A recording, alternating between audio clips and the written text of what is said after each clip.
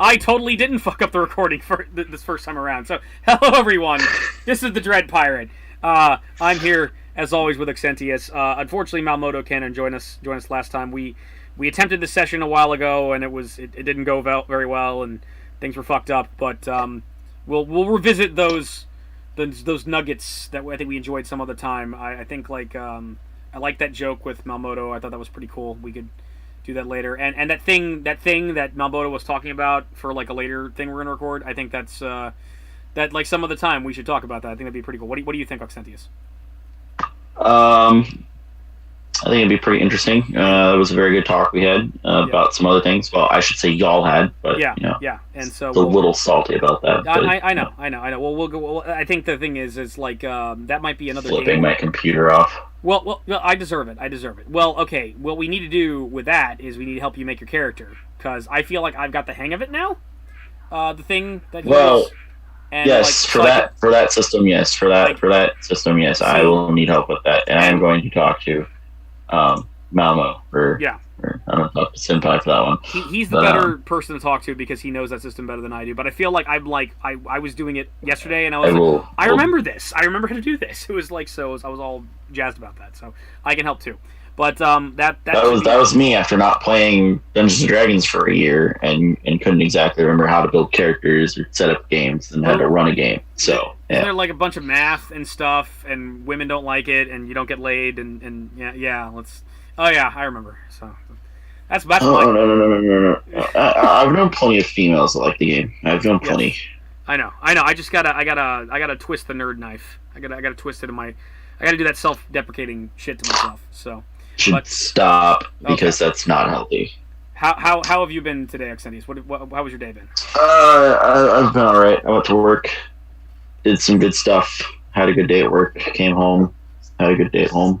I went to work too, and I saw a kitten, and I was worried the kitten was going to get hit by a car, and the kitten didn't get hit by a car, and I wanted to rescue the kitten, and the kitten ran away. And it's probably for the best. I was about to just grab some strange kitten with my bare hands, and you'd probably be talking to me in the hospital right now with a bunch of rabies needles inside of me. It's like, it's okay. And just lice and 400 now you're infested with fleas. Yeah. Well, I've got a dog, so I mean we've already got the flea problem. But yeah. So you are Flutterbudgets, master of sneaky wizardry, and you have a long catchphrase which I can never say, but it's awesome. Flutterbudgets, self-proclaimed master of sneaky wizardry, death-defying bat, ruiner of day, and vanquisher of your sex life. Also a rogue, the marked one, and the monster under your bed. That's true. And I am the fantastic animal. Piece of little fuckery. And I am the animal, your drunk friend who's looks at a poster of Hugh Jackman all day long, wishes he Flutterbudgets, hold my beer. Hold my beer. He just stays in his apartment all the time drinking and crying and praying to a poster of Hugh Jackman, wishing he could be him. That's all he does. But he can't. Yeah, he can't. Okay, so where last we met, you had come into a clearing, and you were all worried about your friend Fire Nipple, and apparently a bunch of people went missing. And your friends ate human flesh, so that was fun. And you came to a clearing, and you find all your missing friends, and they have all been horribly, it would appear to be murdered and stitched together and turned into undead abominations that are that look like something out of Reanimator 2, which you should see. It's a really good movie. And you're I don't think you're too happy with this. Your friends are the Toothpick Brigade is very distraught. No, I'm not really happy about this. And this is you're going to see a pissed off Flutterbudgets tonight, and he is going to go a completely different direction than you expect. Okay, that's I did a little thinking about it and was like, how would a really, really pissed off version of Flutterbudgets react to the situation realistically? Yeah. So you're going to see that. It's going to be very interesting. You're probably, if everything works the way I want it to, I don't think you're going to see it coming. So you're basically going to go Dark Phoenix on me, essentially. You're Superman angry. You're burned Superman at this point. You're like I stuck this squid on your chest and made you live this wonderful life that you had to watch die, and I beat up Wonder Woman, and then it's like, bathe in my suffering, Superman, and you just look at me. Because remember, Flutterbudget's number one thing is that he wants to help save his friends. Yeah. Okay. Like, he's chaotic neutral. He's chaotic neutral, but he cares about those he creates a relationship with. You're basically Deadpool, and he may honestly he may be a complete asshole to everyone. He may not be a good person overall. He may do some really stupid, really hilarious, or downright evil shit sometimes. But in the end, he cares about his friends more than anything. So you're probably not going to see this next thing coming. I totally know what the next game's going to be. You're going to run into a time-traveling cyborg that wants to kill a fat kid, and you got to convince him not to kill the fat kid. And what? Yeah, you're gonna have to. That's going to be the plot of the next game. And Juggernaut's going to be in it, and it's going to be great. It's going to be great. And yeah, that's. What kind of BS is this you're talking about? It's Deadpool 2. That's what that is. It's like I'm not going back. I haven't seen the movie. I'm not going back. I have not seen the movie. I win. Yes. Yeah. That's for not being upset when I spoiled Infinity War for you. Okay. So because I care about seeing Deadpool 2. I don't particularly. Oh fuck you. Oh, it's on now. It's on now. Oh, how dare you? Oh. I mean, Infinity War it'd be cool, but I mean, it's not something I'm like I have to see. You do have to see Infinity War. Infinity War is so awesome. It's so good. It's like, yeah, for that, you're going. Yeah, I'm gonna Black Panther you. No, I'm gonna Peter Parker you. It's which I haven't seen. The only I haven't seen any of the new Spider-Mans. I haven't seen the Black Panther movie. You should see all that. That's all that's good. I've only seen the first Thor movie. I've seen Iron Man 1 and 2. The Incredible Hulk was forever ago, but I did see it. You are super behind on Marvel. You need to get caught up on Marvel. Marvel's pretty good. I didn't see the first Avenger. Oh, you should see that. That's awesome too. Or was that the very first movie from Captain America? No, that's Captain America: The First Avenger, which is yeah, that's what I'm thinking. Yeah, that's his origin. Okay, you actually saw Avengers, right? So we're not going to play tonight. We're just going to talk about the Marvel Cinematic Universe. But anyway, so anyway, moving on to the game. So they're reaching out to you and saying things like, "What have you done to us? Why?" It's horrible and fucked up, and you and all with you must roll initiative. And yeah. By the way, Flutterbudgets will be taking charge of the NPCs except for the animal tonight because I'm tired. I'm tired of talking to myself like a crazy person. and I'm just. We have talked about this. Yeah. And yeah. I will primarily focus on Flutterbudgets because he's who I know, and he's my like, I guess you could say he's my child. Yeah. He's my baby. So like, but from now on, the Toothpick Brigade and Lorala are effectively your Final Fantasy Toothpick Brigade. All right, yeah. That's what they call themselves. They are your Tifa. They are your Barrett. They are your Quistis and your other Final Fantasy characters. They're your Pokemon that you can just like, John, I choose you, and John pops out of a ball with his mace and his flail, and that'll be great. So but I'm just gonna focus on my Wolverine ripoff and doing my job as a dungeon master. That's all I'm doing today. And speaking of which, Animal rolled a 6, so Animal's just gonna drink beer. So, see, I was gonna surprise you if I won initiative. I was gonna like, normally you're the talky one and I'm the stabby one. I was actually gonna talk to them, but not to like today. Yeah, that was my plan. It was like, I'm gonna try diplomacy with these things. That's a good idea. Let's see. Are they all the same initiative? I mean, diplomacy is always the right way to go. Yeah. If you don't have to fight to get out of something, you're doing something right. That's true. I'm still going to complain about it, but yeah. If you're having to fight your way through everything, you're not playing smart. Yeah.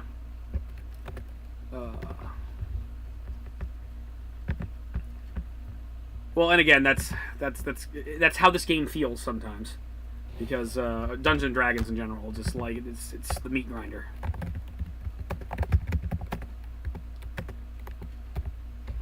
Okay. Rolling initiative. 13.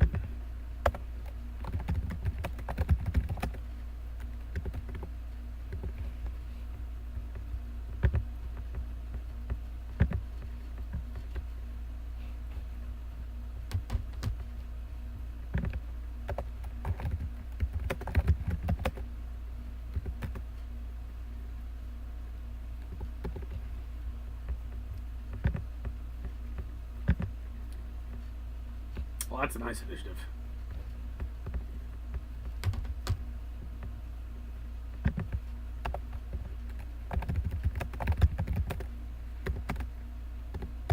Okay, my team's ready. Okay. So you rolled all the initiatives, right? I've rolled. What were you saying? I've rolled all the bad guys. I haven't rolled your people. Right. Got distracted. Sorry. Yeah. Stop jerking off. Stop looking at porn. I'm not jerking off. Yeah, I'm not jerking off. I have other people trying to talk to me too. Looking at porn. No, I'm not. Looking at Tifa with a dick. Well, Flutterbudgets is going first. Is he? He crit success. Okay. All right. That simplifies things. Yeah, that really does.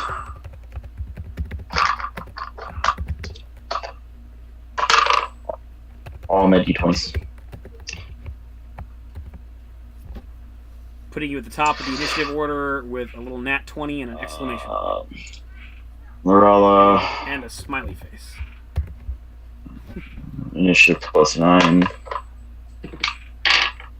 Okay, so Lorella's got 12. Okay.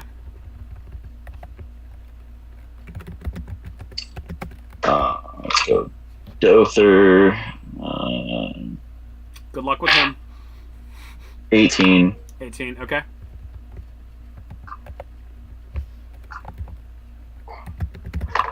John.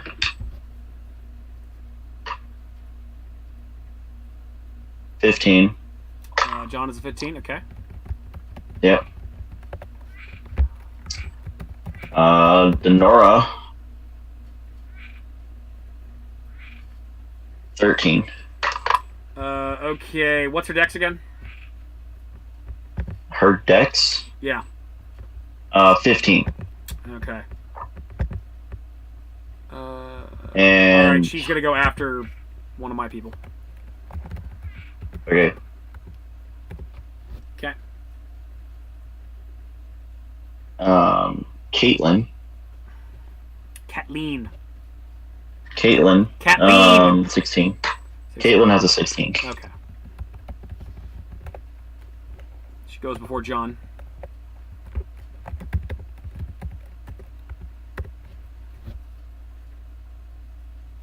Greg. 11. Greg is an 11. Okay. Yeah, so you go first, the animal goes last. There we go. So. Hold up. I've got Mr. Nutsley still. No, you don't. I know it's there. He's originally on his character sheet. Mr. Nutsley is the squirrel sticking out of Linda's chest. What? Remember I told you the last flesh golem was the woman Linda who was like Jeff's wife, and it was like. Okay, so why did you? Oh. Yeah, that's Mr. Nutsley. Mr. Nutsley sticking out of her chest. He's dead too. I hope you know that I have enough d20s to have rolled a different one for each of those characters, though, and still have one left over. Okay, that fantastic. All right. 20s for days. All right. It is your go. I dropped a die. You need to find it. Okay. I dropped a d20. I think it's one that blends in with my carpet too.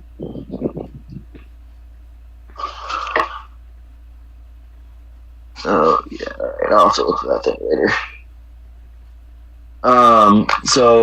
Flutterbudgets in a pissed off rage, understands he doesn't want his friends to see him this way.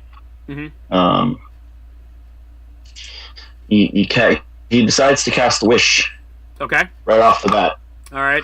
Oh, you casting Wish? Big surprise. Oh yeah, right. I wish all my friends safe and happy in their homes. I think the only one who would fight against this would be Kathleen, because she has spell resistance. But you're controlling Kathleen right now. Would Kathleen resist this? The question: does she hear me? That's the important question. No, she wouldn't. It's type of like the only reason is like it's like with teleportation, like how you have to be willing.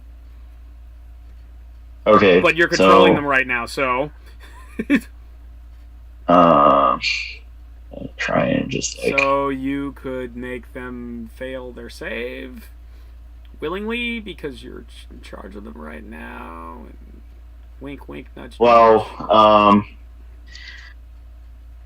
Caitlin, I'm gonna bug you with this one. Caitlin is the only one that would probably notice in time to actually fight it because she is a demigod. She is a demigod. So yes. I'm gonna have to roll against her spell resistance. Okay. And what is her spell resistance again? I'm looking for it myself, but I'm 33. Her spell resistance is 33. Okay. All right. Yeah. All right. So if you think she'd fight you, she's gonna fight you. I have an explanation for why she would fight you, or why any of them would fight this. The rest of them don't have spell resistance. Yes. So let's see. 33. I've got I rolled pretty well on that. I'm assuming do the match. Okay, no. I'm 11. Or I'm 11 points below. So she stays. Okay, so the animal doesn't have any spell resistance. Huh? Who? The animal have any spell resistance? I do not have spell resistance. That is not something I got from the Berserk class. No. So I don't know how to handle this. Hang on. Okay, so you cast your wish spell. There's a big flash of light. Dother, Denora, Greg, and John disappear, and you sense they are home. You sense like it almost worked on Kathleen, but Kathleen's like shrugged it off, like no, she's angry and pissed and she wants to fight right now. Now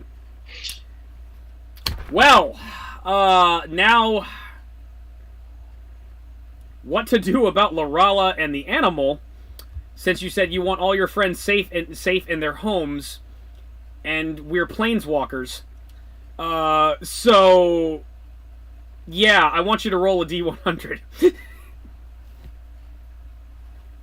Hold up, I am highlighting things right now. Okay. So yeah. I know who I have to worry about. D100 for each of them, or just one for both of them? Just do a D100 real quick. I want to see what happens. Okay. All right. 79. Okay. Yeah, fuck it. This will be fun. Okay, so those four disappear, but then all of a sudden, Lorala and the animal disappear. But like a flash of light surrounds them, and they shoot off into the sky, and the ground starts to shake and rumble, almost like knocking you and the creatures down for a minute. And you see in the distance, like up in the night sky, you see several stars explode, just fucking explode into a supernova, and your friends shoot off in the distance, and you don't know what happens to them. And then finally, after a while, after there's several explosions, it steadies, and then everything settles. Is that your move? Yes. Okay. So that eliminates. Kathleen lets out six people from combat. Kathleen lets out a what the fuck, and and I am effectively out of the game.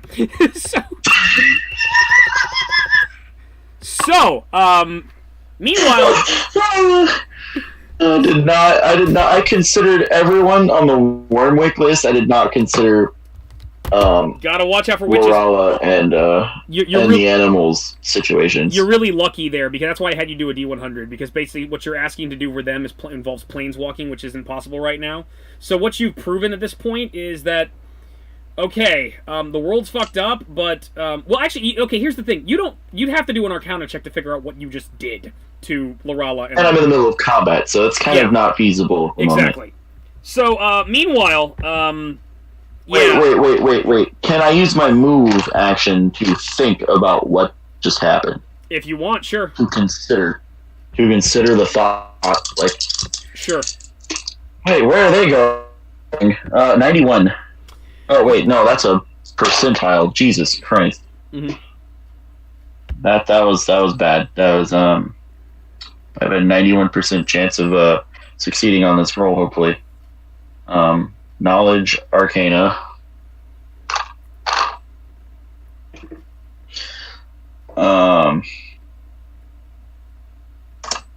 28. Okay, so how much does Flutterbudgets just knows that these spells aren't working right. So he knows that spells aren't working right, and he's unable to planeswalk, and no one has been able to planeswalk or communicate with other deities. Okay. So what you think you just did is like you basically forced them to plane shift by the power of the wish. You're basically, your wish power was so powerful, like, no, plane shift, fuck you, and you basically, whatever you just did now is you just shoved like a square peg in a round hole. But you did so with a hammer. So it's like, so there might be other repercussions as to what you just did. You still see fire in the sky based on what just happened. Yeah, you're not sure if your friends are, if those two friends in particular are still alive or not. I mean, you know, that was the wish parameters, but you're not sure. So the golems get up, and the Linda golem is going to haste, and she charges you and punches you. And let's see, where is she? Slam. Okay, and you have 59 AC. She gets a 53. She misses. She whiffs over your head, but she's hasted, so she takes another attack. And it's also a 53. So she whiffs at you. She lunges at you, swings, you duck, and she swings again, you duck again. Flesh Golem number 1, which is the Flutterbudgets Flesh Golem, is going to go after Kathleen. And I might do something a little bit different with this one. Well, he's going to haste himself too. Oh, wait. No, never mind. She could just attack you once, because they can... The part of the move is hasting themselves. That takes a full round action, and then they immediately do whatever. So they can... Basically, this round they can charge. So that's actually what he's going to do to Kathleen. He's going to charge at Kathleen. Okay. So, let me pull up Kathleen real quick. Kathleen's got a 28 AC. Yeah, the Flutterbudgets one's and just hastes and rushes and tries to clothesline her. And he gets a 56. He hits. Bah! Punches her right in the face. Kathleen will take 44 damage.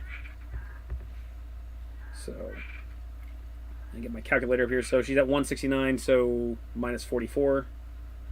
Unless she has some kind of damage reduction or something like that I'm not factoring in right now. Possibly. Kathleen? Yes, does she? Caitlin? Yeah. Caitlin. Hold up. Know my pain! I'm gonna check her too, to see. Damage reduction 36 plus 4. 36 plus 4, okay. So she only takes 8 damage, actually. So she's at 161. Where's her max HP? Okay. Yeah. So he comes and clotheslines her, knocks her to the ground. She, backflips up. Then, all right, so then we're at Flesh Golem number 4, which is the one with the Senator attached to it.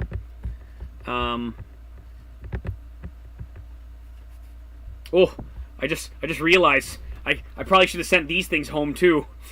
They're technically your friends. But all right, so the Senator one, he's gonna come after you. He hastes and tries to punch you in the face.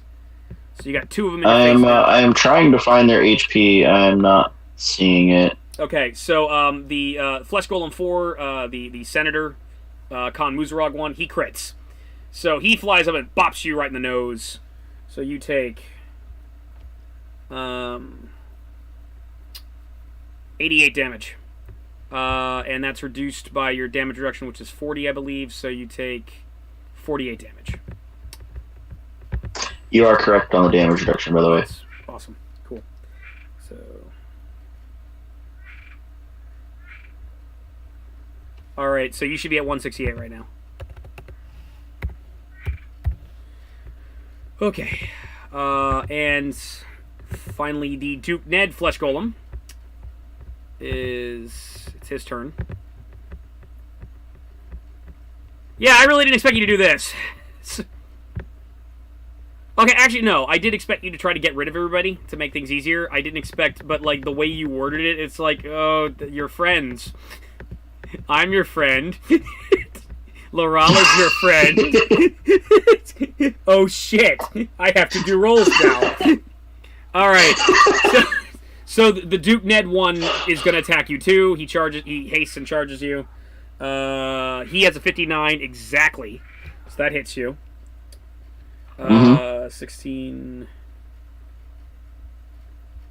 My armor class is a little much, but yes. 51, again, you got a 40, so you take 11 damage. So he bops you. Okay. That's less bad because, you know, it's not a crit. And now it is Caitlin's turn. What is Caitlin going to do? Hold up. Caitlin's got the Flutterbudgets Flesh Golem in her face. 48 plus.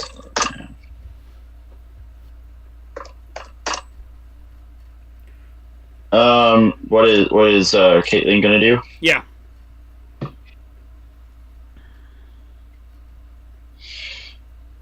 This is what I get for having too many people to read through. Yeah. Well, you only have one to worry about now. Yes, but I still have confusing ways of how it's typed up. Yeah. So, Disintegrate. Disintegrate breath. Got a cold. Disintegrate. She has disintegrate breath. She has disintegrate breath once per day, which you've recharged. So, oh, by the way, we're audience. We're doing some retconning. Basically, on the trip over here, Flutterbudgets wanted to be prepared, so he actually ritual cast Wish to recharge everybody's abilities for the day. So Catelyn now has all her breath weapons again. I'm sure so many of you gave a shit about that, yeah. So, yeah. And remember, she can do 3 actions per turn, so long as 2 of those actions are related to justice. Yes, and justice would be putting these things down because their friends have been done an injustice. Exactly. Correct? That is correct. Basically, as long as you're fighting for the right reasons, she basically has 3 rounds in combat. Cool. So we're going to Disintegration Breath to hit... are they all kind of within that 30-foot cone area and not still hitting Flutterbudgets? No. The Linda one, the Senator one, and the Duke Ned one are all around you, and the Flutterbudgets one is in melee with her. And the one that's got Timmy attached to it is still kind of standing there, like hasn't moved yet. Oh, so there's like 5 of these things, right? Yes.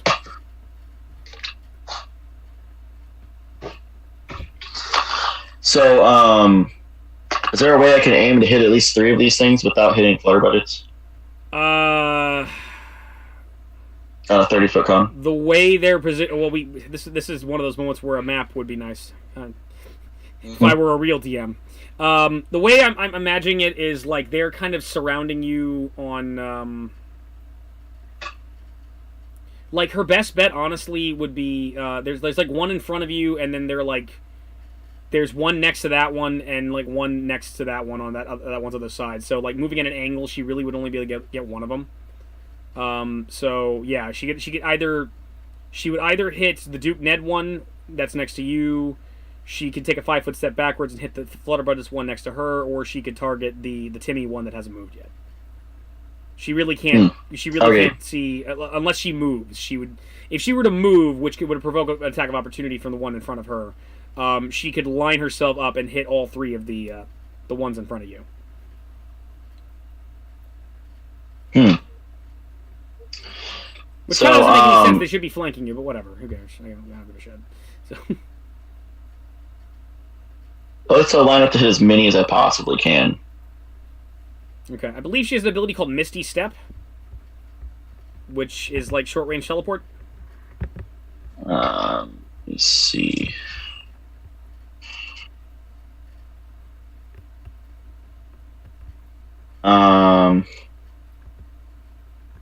Should be near the breath weapons. I have Misty Breath. Misty Breath can smell evil. Cold breath. Teleport without error. Yeah. Okay. Yeah. Okay. It's called. I think it's like Abundant Step or something like that. But basically, it was a. I figured like her teleport without error. Basically, figured factor that in. Okay. So and she can't teleport without error anymore because that spell doesn't work anymore. So yeah. All right. No, she'd have to move, and that would provoke an attack of opportunity. So unless you want to invoke an attack of opportunity.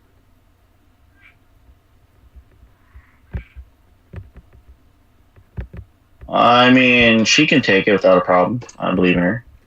So we're gonna move. Okay, you're gonna move. All right. So the Flutterbudgets one's like, no, bah, and tries to whack her again.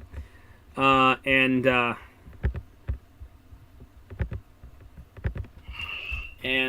all right, she's got 28 AC. I hit. She takes 2d8 plus 35. She takes 39 damage. What's her drive introduction again? 36. Not used to this layout. Yeah, 36. Okay, she takes 3 damage. Yeah, 36. It's 36 plus 4. She takes 3 damage. So he punches her in the face, but she takes it and moves out of the way. And she lines up the... are you going to line up the 3 there in front of you? Yes. Okay. All right. I got to make a reflex save, I think. How much damage does she take? It takes 3 damage. So she's at 158. Yeah, all right. All right, and... shit. All right. Oh, she got a divine aura too. If you want to use. Yeah, that's gonna go really well with Flutterbudgets, man. Just saying. She has an aura of resolve, which is +4 on attacks, saves, checks, and to allies, and -4 to attack, saves, and checks to enemies. Yeah, divine aura. That just sounds perfect for Okay, I will ask that you spend one of your justice actions to activate that, however. Okay. Okay, so is it activated? Say it's the first thing you did. It's the very first thing you did. You did that. Okay, so now you're going to use your Disintegrate Breath?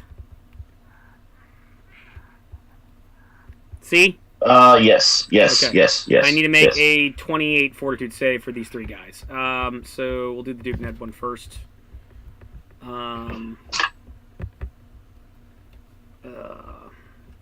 It's not a spell. It's not a poison. It's none of that shit. 32. The first Duke Ned makes it. The Linda is the next one.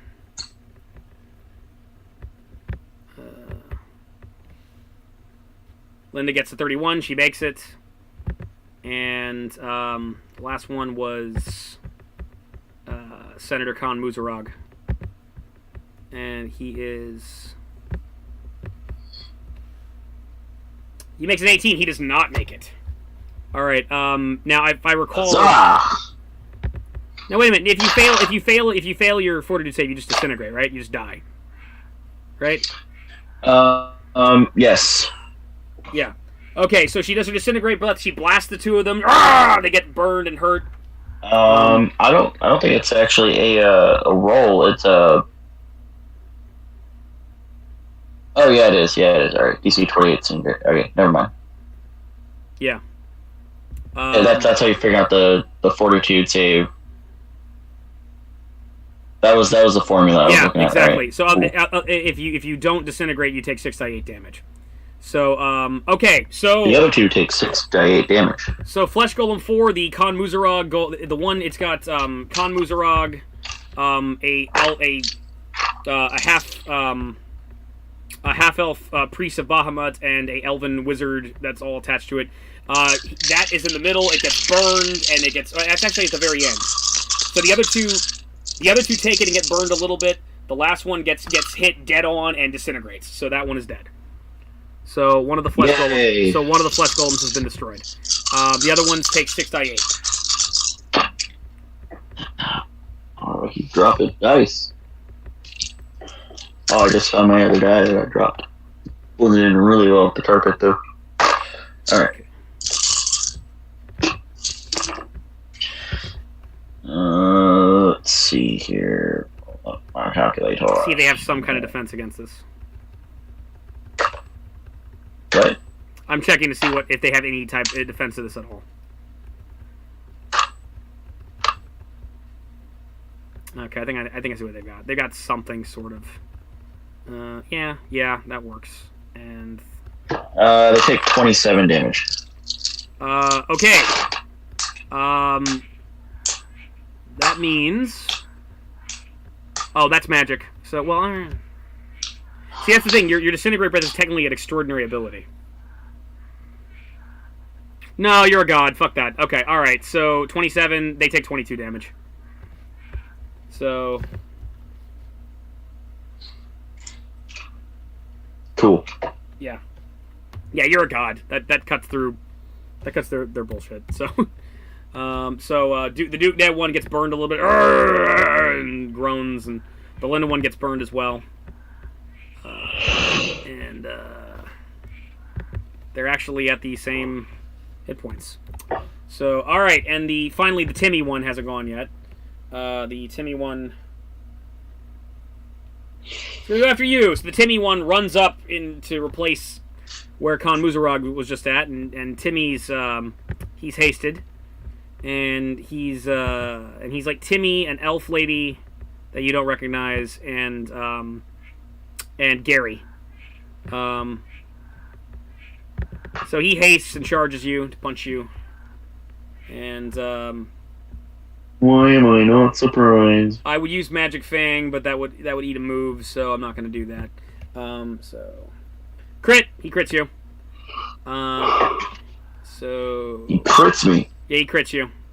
You're not an elf though, so that's cool.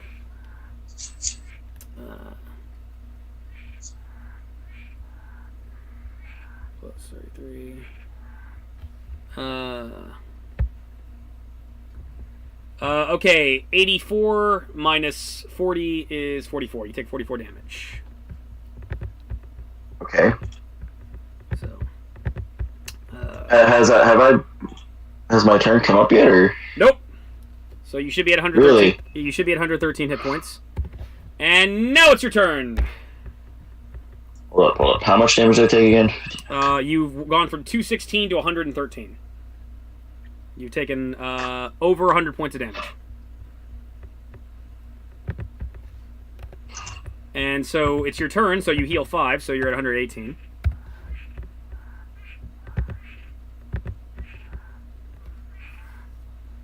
Alright, what are you going to do?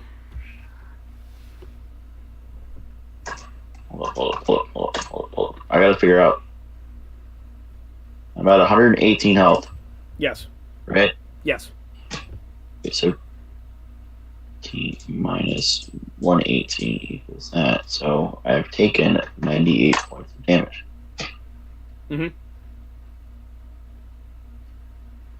Yes, cool. All right. And again, the way I originally designed this encounter was they were going to fight all of you. So now you had 5 flesh golems to deal with. Now you have 4.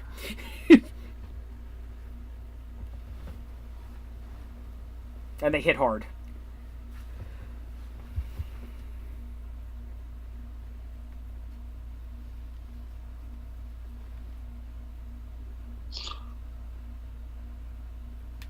Okay, I'm gonna cook the area in a spot of anti-gravity. I cast reverse gravity on the area so that everyone is floating in the air except for those that can fly or teleport. Okay, all right. Yeah. Are you doing this yourself too? Well, I mean, I'll technically be affected. Technically, I can walk on ceilings. So, can you? What ability is that? I naturally have spider walk. You're not next to a wall. You're in the open area. I naturally have spider climb, but if the gravity is reversed, wouldn't that make the ground the ceiling? Remember, you're in the field right now. You're in a clearing. There is no ceiling. What you're gonna do? Well, it's okay. I can always turn to gaseous form while everyone's flying to the top, and I'm just casually not. Okay, so I might make it about halfway to the top. So you reverse gravity. Kathleen immediately starts flying, so she doesn't fly upward. She's like about 10 feet off the ground. You and the flesh golems are now 170 feet up in the air. And you have 17 rounds until they hit the ground, and all of you take 17 die 6 damage. Is that your move? Hold up. Okay. I gotta think. I still got things I can do. Do not want to do that? Hmm? No, I said I've got other things I can do. Okay.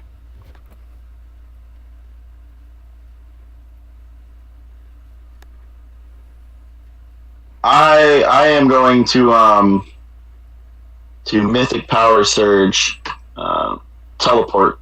I'm gonna teleport myself back to the ground outside of the anti-gravity field. Okay. So, is that all you're gonna do?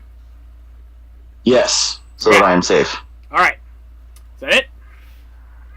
And yes, for the next 17 rounds, we're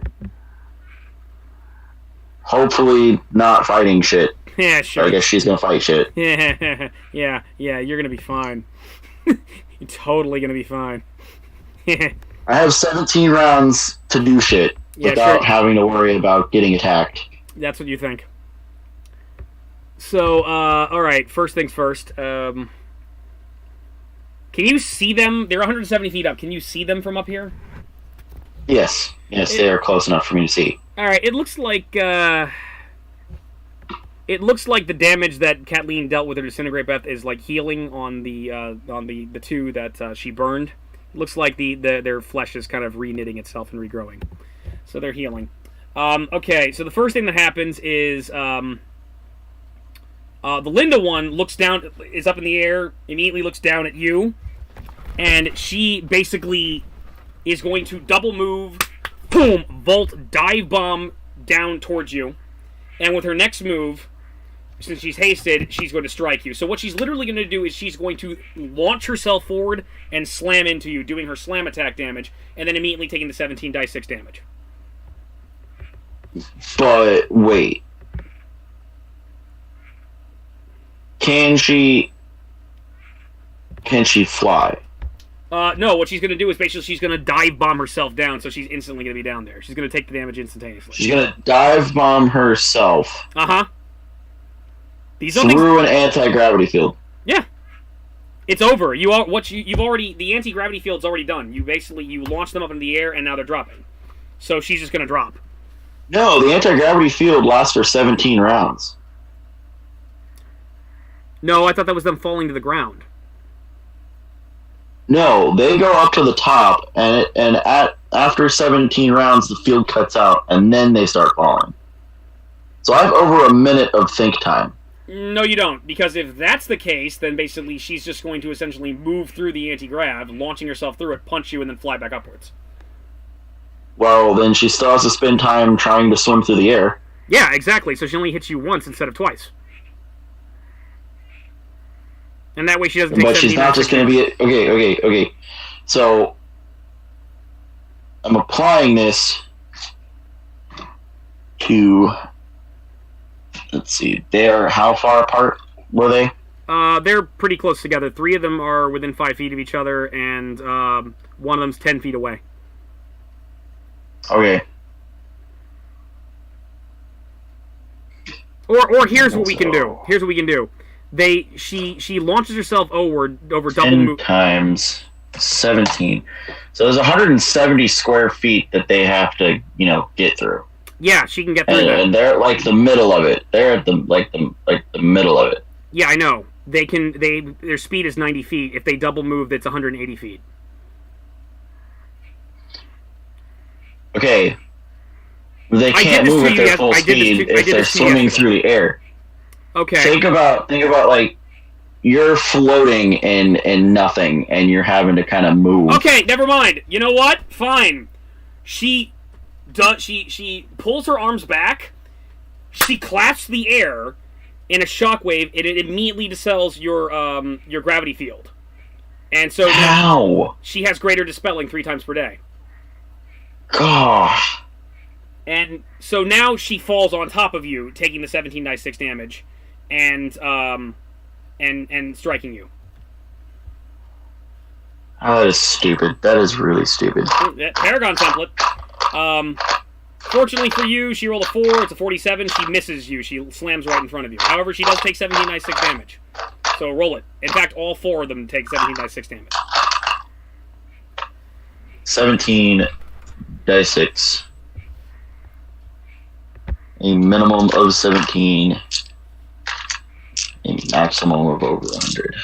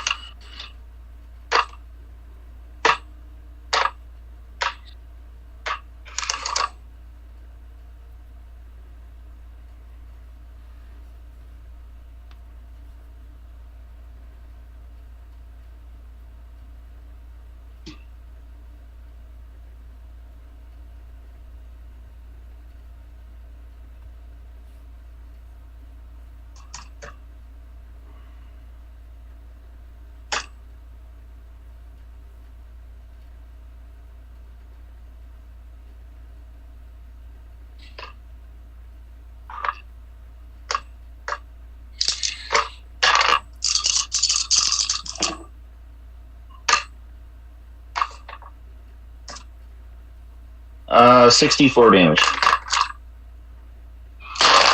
Okay. I'm going to damage them all now. 6-4. I know. 64. It's a lot of damage. Mm-hmm. It's called falling, bitches. Mm-hmm. They've got damage reduction. Oh, of course. Yeah. That's 1. Here's an important question. Yes. Does damage reduction apply to fall damage? Yes, it does.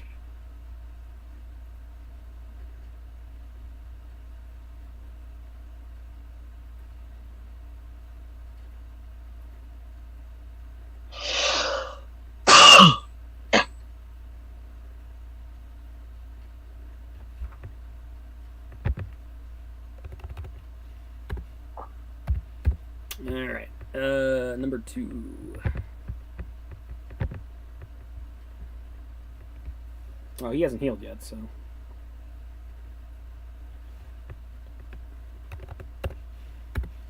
Seven, 4. And number 3.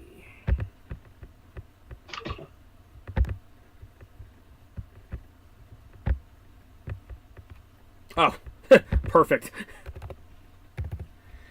Okay, so she attempts to dive bomb you, and she slams right in front of you, missing. And they all slam into the ground, and you hear sickening crunching and squishing noises. The one in front of Kathleen, which now they're once again directly in front of all of you again. The fire nipple one. So it specifically, the rule specifically states that it supernatural ability to instantly heal damage from weapons or ignore blows altogether. So they're yes. So actually, you teleported out of the way of the field, so they're not, the three that were in front of you are not directly in front of you anymore. They're a little bit like, there's like 15 feet away. But the one that was in front of Kathleen is directly in front of her. So first thing he does is he heals. So his body starts reknitting back together, and he's going to take 2 swings at her. All right. I hit a 28. Hit, and second attack. I hit. I hit her twice. 39. Wait. Yeah, 39. And I made this more complicated. Okay. Wait. All right. 4, 11. All right. Need my calculator. I can't math, Davis. Xendius. You can't math? I can't math. That's a sad thought for you. I know. All right, she has 36 damage reduction. All right. Yes. Okay. She takes 45 damage. 45? Yep.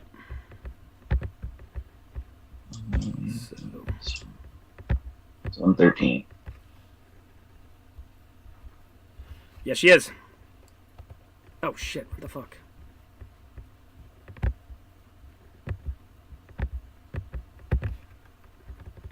I was on her, like, notepad page.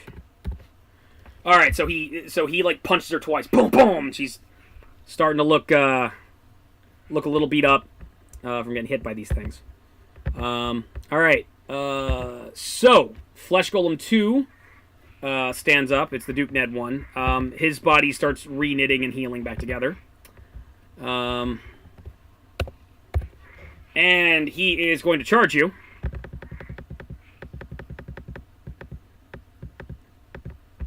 Alright, so you're still within her godly aura, so he's got a -2 to attacks. So...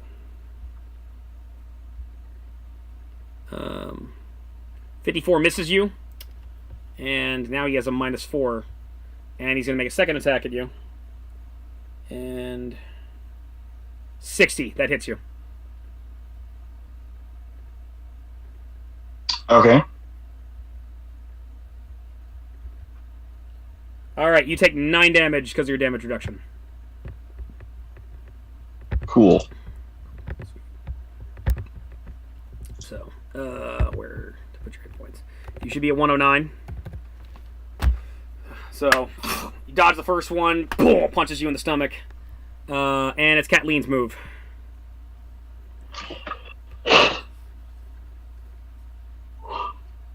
What is Kathleen gonna do? Oh! Just say it. You forgot to do her extra move. Remember, you can do 3 moves per round. So long as they are in, like, 2 of them are in the service of justice. So,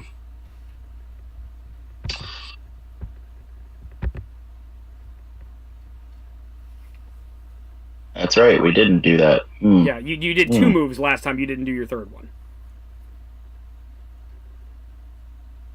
Well, I'm not going to retcon it, so let's just call it yeah. Derp. Yes. Yeah, that's both of us. But, I think we were just so excited she disintegrated one. I think that's what it was. Yeah, that's what it was. Yeah. It's like, oh, she disintegrated one. Cool. Oh, one of them's down. Yeah, it's like, oh yeah. So we've still got 4 more to go.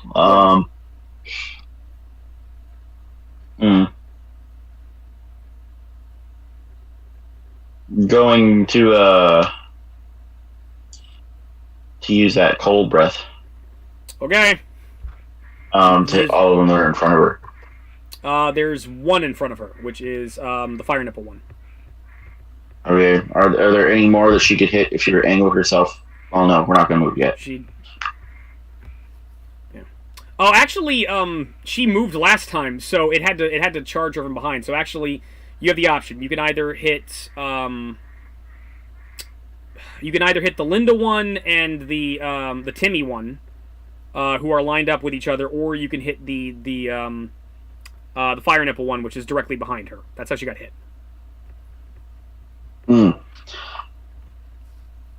Let's attack let's look at the direction I can hit with two of them. Yeah. I can hit two of them. Yes. So let's hit that. Okay, so try to spank that booty. Okay, so you're using cold breath on the Timmy one and Timmy Gary one and Linda. Okay, I'm gonna take a look at your cold breath real quick. DC is 28. 20 is a reflex save or fortitude save? Yeah, it's reflex save. It's right. It's reflex save for half damage. 28. Reflex for half damage. Okay. Let's do Linda first. I don't even have to roll. Yeah, she makes it. And Timmy. Timmy makes exactly a 28. So they take half damage.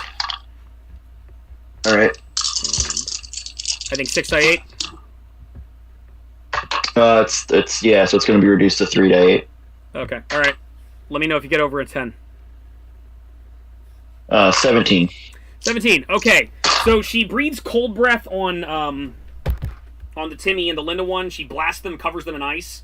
They break out of the ice, but they look like they're moving slower this time. It looks like they're no longer moving like at superhuman speed. They're moving at regular speed. Cool. You have 2 more actions. We're going to... One must be in the service of justice.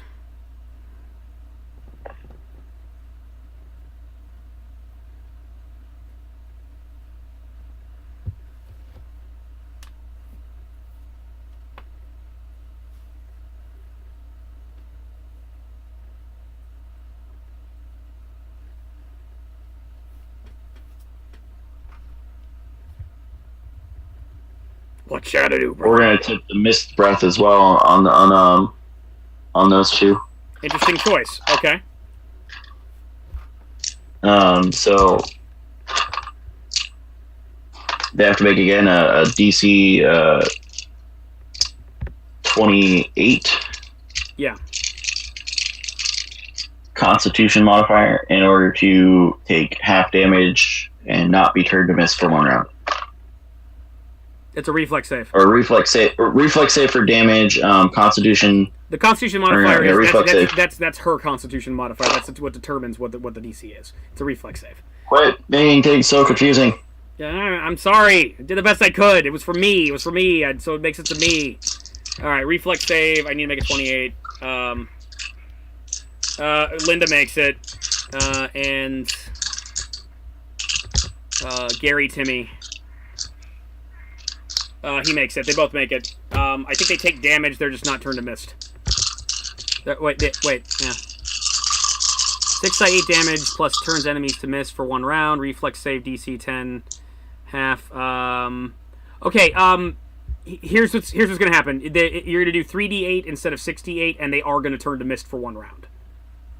Okay. That's how I'm gonna rule that. So go ahead, damage them.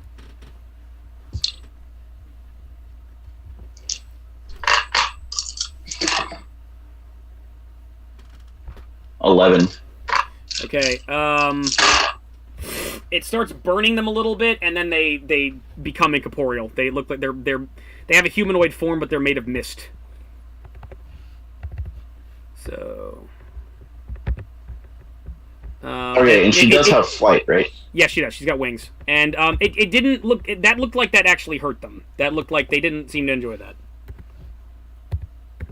They got like burned a little bit of their flesh, and all of a sudden they're made of mist, and they're like, what? So. Can any of these other creatures fly? You don't know. They appear like they can fly? You'd have to make like some kind of knowledge dungeoneering check in order to figure that out. Can she make one? Okay. I don't know what your bonuses to that are. Will that count against one of her actions? I'll give it to you for free. Well. Okay. Yeah, that's fine. That's fine. That's just like it's if you do 2 of them, I'll count it as a single action.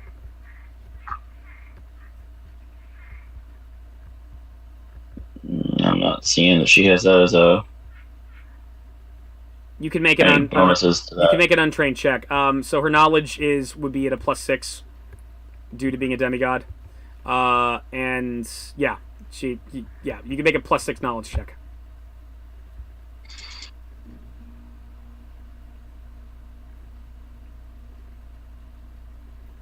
Okay. +6, you said? Yeah. 22. Actually, that's actually what I needed. These things appear to be souped-up versions of flesh golems or Frankenstein's monsters, and they seem to be incredibly powerful, but one thing they don't seem to be able to do is fly. They probably could jump really high if they applied themselves to it. Like, they could probably, like, do an Incredible Hulk junk if they actually went to the trouble to make the check, but they can't actually fly.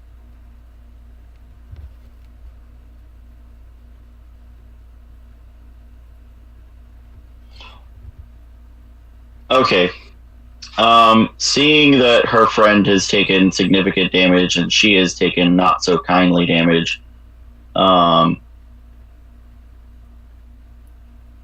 Nan, knowing that we can't continue to fight like this for much longer, she is going to grab Flutterbudgets and fly up into the air outside of about like 80 feet up in the air. Okay. To hover. Alright, so there's a slight problem with that. The first thing is she'd have to move, and that would provoke an attack of opportunity from the one that's behind her. The fire nipple one. Okay. So, you doing it? Yeah. Okay. 51, he hits. 44, she's 36, so she takes 8 damage. So she's at 105. Yep. So she starts flying away. She gets punched in the back. And okay, what's her speed? Her speed? Because he's like 20 feet away from her. 60 feet. I'm pretty. She has 60. She has speed 60. Okay, so you could get to him and pick him up, but that's about all you could do. That's decent enough, I'd say. I will not incur an attack of opportunity from the other one at this time. So if I'm 20 feet away, and she picks me up, we've still got 40 feet that we can go up in the air. But you had to stop to pick him up, though. That's the problem. You've moved and done an action, and that's your third one. Okay. So I'm assuming like Flutterbudgets is willing. Like oh, save me, my of my course. Hero. So okay, so she gets punched in the back. She flies over. She picks up Flutterbudgets in her arms, all heroically and dramatically. All right, so that's her move. And now it's Gary Timmy's turn. So Gary Timmy is first going to haste himself, and then he is going to like just pull his kind of incorporeal gaseous muscles back and flex, and he is dispelling the misty effect on him. And he is no longer misty form. And that's all he can do. Okay. Yeah, and it is now Flutterbudgets' move.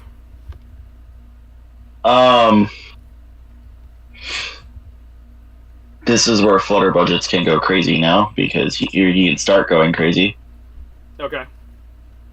Well, I mean, like, you're kind of crazy in a Doctor Who sort of way, in a sort of, like, no, I'm talking, like, fireballs everywhere kind of crazy Flutterbudgets. Oh, okay. Oh, yeah, now you're like, oh, wait, what? Yeah. You've got one of them. You've got one of them in your face. Flutterbudgets punched her. I know, but there's two that are away. There's two that are far enough away. Linda's misty. The Timmy one is far away from you, and the Duke Ned one is in your face. I thought I had... Okay. All right. Yeah, he's in melee with you. All right. But you see, I can selectively choose where this fireball detonates. That's fine. I don't care. Which means I can detonate it to where the outside of it hits. That's fine. That's fine. An enemy. I'm I don't know. My butt itches. So. You don't seem to be very enthusiastic about my idea. I'm quietly amused by all this. And Flutterbudgets drops a fireball so that it hits the one far off in the distance and hits one of them close to us, the one that is, closest to that one, so that we don't get hit by the fireball. Okay, so you're gonna hit Timmy, and the fireball is gonna be wide enough that it's gonna hit Duke Ned. Is that what you're gonna do? Yes. Okay. Yes. All right. Roll your. What do I gotta make? DC 25 reflex for half. 25. Okay. The Linda one's unaffected because she's gaseous right now. Okay. 25 reflex save. Ned makes it. And little Timmy makes it. They both make it for half. All right. You hit him with a fireball. Arduous.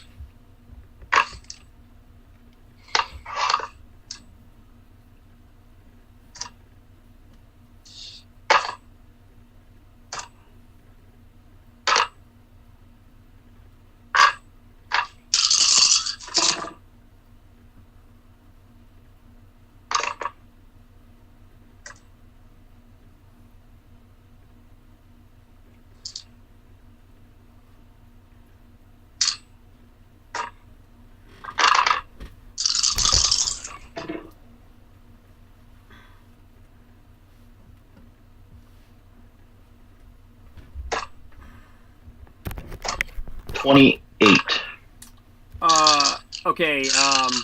That's after half. cutting in half. Is that halved? Yeah, that's halved. That's halved. Okay. Okay. So you launch a fireball. You hit Timmy, and the fireball erupts and just immediately hits Ned, and they kind of like jump out of the way a little bit. And what you notice happens is the fire covers their body, and they're on fire, but they don't appear to be burning, but they're moving slower. And so, once again, they're not moving with superhuman speed, they're moving with regular speed. Is that all you're going to do? No. Because I'm gonna Mythic Power Surge teleport again. Okay. Where are you going to teleport to?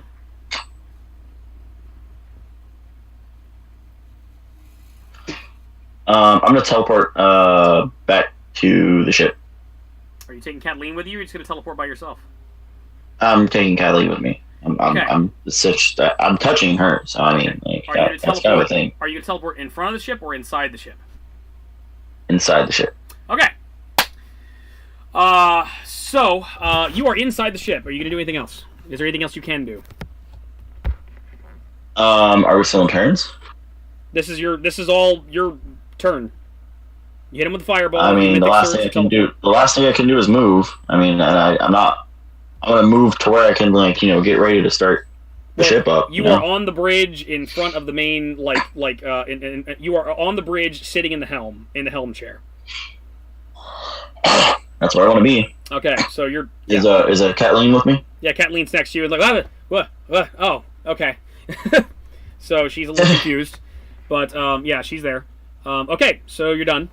All right, so unless you're going to use your scanners, you're not going to see what's going to happen just yet. But okay, I believe yeah. Okay, so she would be missed until Kathleen's move is over. So what you don't see is Flesh Golem 5 do something.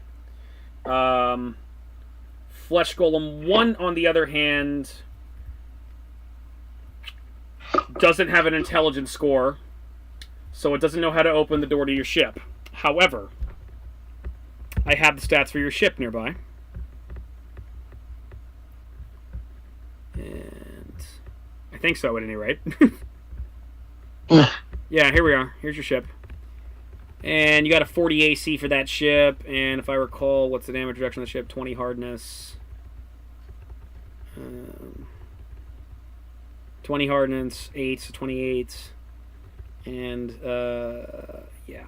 So you got like a 48 damage reduction on your ship. 40 AC. So, 52, he hits. I mean, it's called punching a ship, man. Uh-huh. You can't be surprised. I'm gonna do it though. You can't be too shocked. So all right. Yeah. It doesn't really damage the ship. It doesn't go through the hardness. But you hear a loud thwang on the outside of the ship, as if something is trying to punch its way in. The ship's fine. The ship is the hull's fine, basically. Cool. And you also, which one? That's Duke Ned. Duke Ned's the one you hit with a fireball. So yeah, that's all he can do. Kathleen has 3 actions per turn, so long as 2 of them are dedicated to justice. What is Kathleen going to do? Kathleen is going to slow. Is just going to wait and see what happens. Hold her action. And she's going to prepare to. She's going to move towards the main door in case they do break in. But okay. And like have her weapons drawn. All right. She's going to be prepared. Okay. All right, and that's all Timmy can do. So Kathleen doesn't have fast healing. Huh? Oh, thank you. I forgot to heal these people. Wait, have you not been healing yourself? I forgot to last round. It was last turn. So yeah. Cool. Are you at 114 by my calculations? Yes. My calculations are the same. All right. But thank you for reminding me about healing. That's a good important thing. Kathleen doesn't have fast healing? No, she does not. I figured that out last night, actually. It was like, yeah, she actually doesn't have fast healing. What kind of genus is this? Well, I mean, again, it depends on how you build your god, how you structure your god, and sometimes if you don't do it right, they don't have... Again, she's just a demigod. She's not, she's not like Bokab, that jackass. So it's like, yeah, she actually doesn't have fast healing. Although, but some of your friends outside, they've got fast healing. They've got really good fast healing, actually. They got really good fast healing. In fact, they're using fast healing right now, and they want you to come back outside and talk to them about their fast healing. And they're really sad. They want you to come back, please. We want to talk to you about our fast healing. All right. And in hindsight, I should have had Fire Nipple do something completely different. But whatever, he doesn't have an intelligence score. So, yeah, that's all they can do. It's your turn.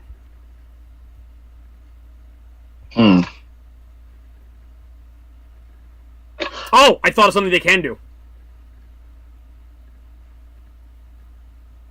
So it's Flutterbudgets' turn? It's Flutterbudgets' turn, yes.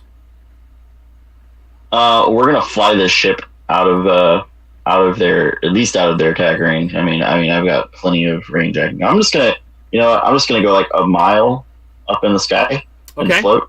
But that's over 5 feet, and their threat range is actually 10. So that provokes an attack of opportunity from all 3 of them. So I got to hit a 40.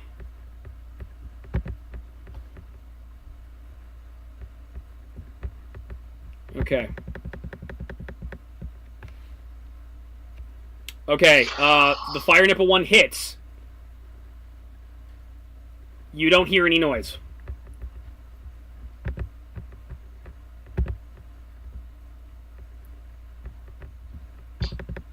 The Duke Ned one hits. Again, you don't hear any noise. And Timmy.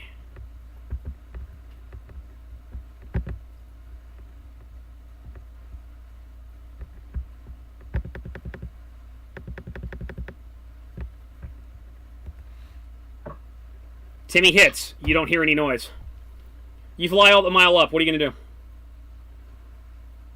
I'm going to expend mythic power to be able to... I'm not adjusting the spell's level because I can't. I'm going to cast Wish.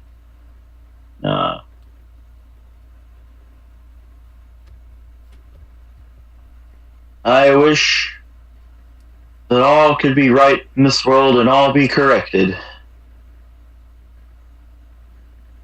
What does that mean? The fuckery does not exist anymore. What does that mean? Specifically, I want to wish... If you fuck this up, you're not going to like what I'm going to do to you.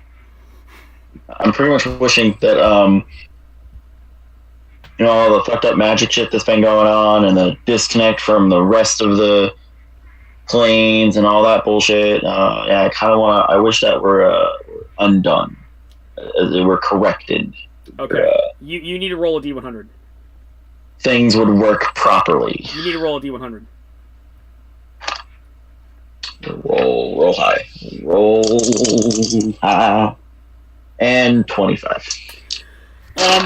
So you cast Wish. You wish that all was right, that everything was perfect, and then all of a sudden, appearing in front of your hands is what looks like a very delicious Cuban sandwich.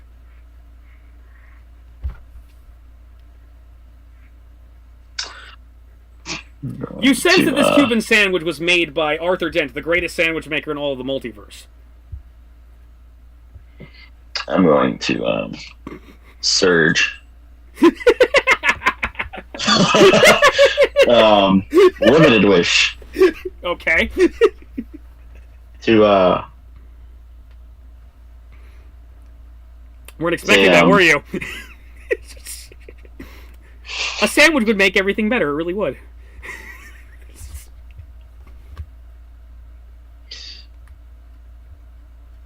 Using limited wish. Okay. I am going to wish that I knew the answer to correcting what has been done to this world to upset its balance, so... I'm wondering if I should make you roll that. Actually, no. Okay, this is... I'm asking for information, not for... Yeah, you're not asking to... You're not asking to fix things on a big scale, and you're not asking for... to warp reality. That's... Yeah, okay, I can give these... you don't have to roll for this one. Okay, so while you're holding your sandwich, and you're trying to focus on this wish, because this is a really serious situation, but my god, it smells really good, and you just really want to take a bite. While you're chewing on a little bit of the sandwich, and Cat Lee's looking at you like she wants a bite, you suddenly have a vision, and you see basically you're in like a void, a black void, and in the void you see that stone that you took at the beginning, earlier in the campaign, in the castle of Peshkor, and it's lying on the ground. You go to it, and you run through the void, and you find yourself on the island again. You run all the way back up to the rubble that is that was the castle, and sitting there on the castle is that insane king that attacked you. But you notice that there's something off about him. It's like, well, for starters, you could see through his body. And you start talking to him, and he seems really mad at you at first, but then he attempts to shake your hand, but can't because his hand passes through your hand. And then you start doing some magic together, and then this golden light shines in the sky, and everything, this energy emanates from it, and everything is restored, everything is at peace, and you see kind of yourself like hurtling toward the stars, and in the distance you see like images that you could only assume would be some kind of benevolent god, like a sort of vaguely humanoid form composed of the stars itself, smiling down on you, thankful. And then the vision ends. Okay, so the stone that is familiar needs to be returned, and then some rituals need to be done. And do I know where the stone is now, or no? Nope. Well, here's the thing. You actually asked that a while ago. Do you remember what the previous information was? I do not. Do an intelligence check. Do not know. Do an intelligence check. With the DC being your 34 being what your basically your level is right now, to see if you're not stupid. 33? Yes. You want to hit a 33.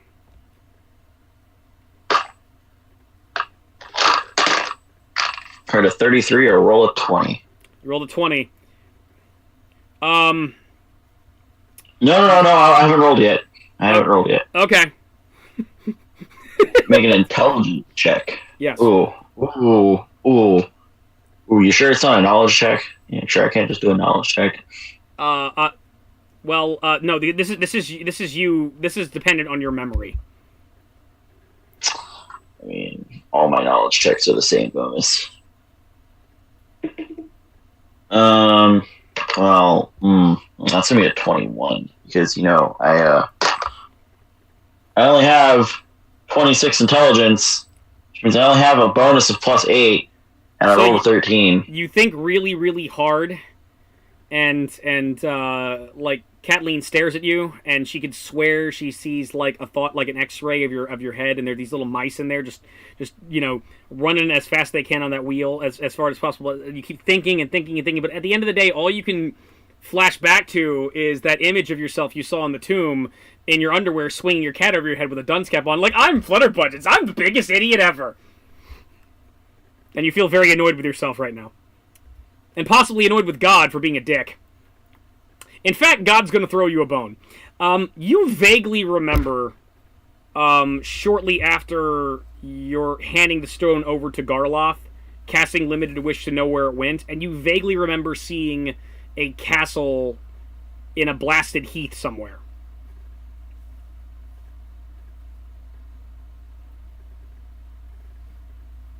Like, it's like a really nice looking castle, but like intimidating, and like it looks like it belongs somewhere in Mordor, like just some massive, fantasy shithole place. Demon Lord's castle.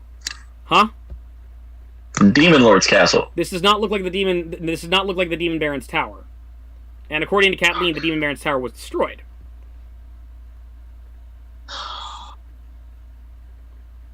But you vaguely remember. I'm basically letting you remember this because we talked about this. You did cast this already. You cast a wish spell to determine where the stone went to, and that was the image, the vision you were given of this location, wherever it happens to be.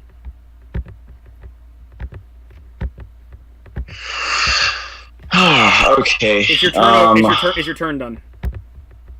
It's pretty much, I made a knowledge check, I cast a spell, I surged another spell, so I mean, that's my turn. Alright, I'm gonna move the ship. Alright, hang on just a second. Removing someone from the initiative order. Well, in fact, while I'm here, I might as well do this here.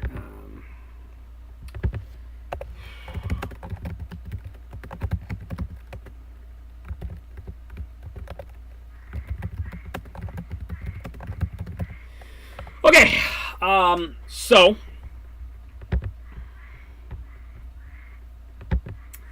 you hear something pounding on the hull.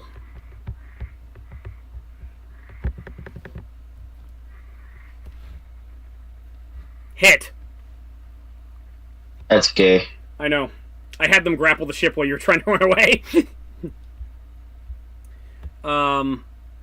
So the first attack is they're pounding on the door specifically. Yeah.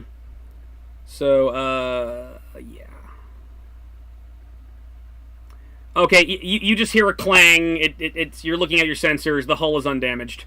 But he's gonna turn. Well, actually, I should do my full attack. He slams twice. I fucked that up. He slams twice. So second attack hits. 42 plus. Okay, that does something.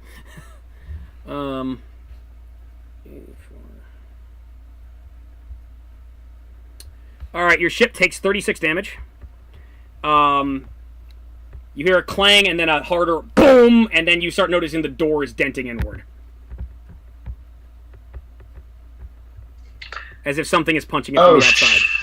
Shit. Yeah. So, your ship takes 36 damage. What do they have to grapple onto? They're really fucking big and strong. They just did it. They just wrapped themselves around. Your ship's big, man. They might have actually climbed on and made sure they didn't fly off. So I said 36 damage? Yeah, I said 36 damage. Okay, your ship's hull is now at 102.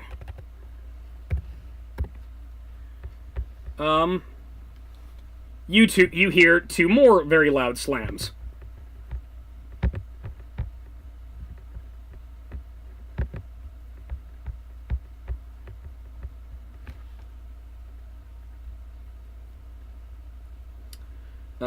That hits. And that hits. So 4 to 8 plus that.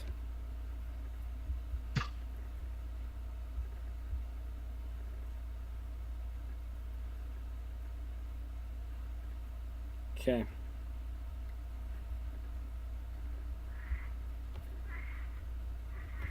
$44 damage.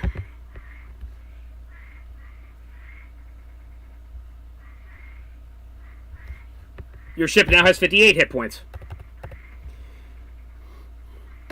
Okay, so here's what happens now. They slam coming from the doorway and kind of above, like someone's on the roof. 2 more slams come, and sirens and klaxons on your ship are warning, hull breach imminent. Hull breach imminent.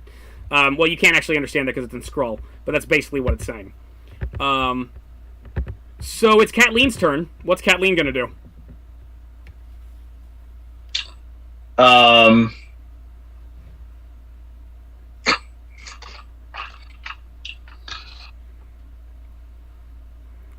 sheet.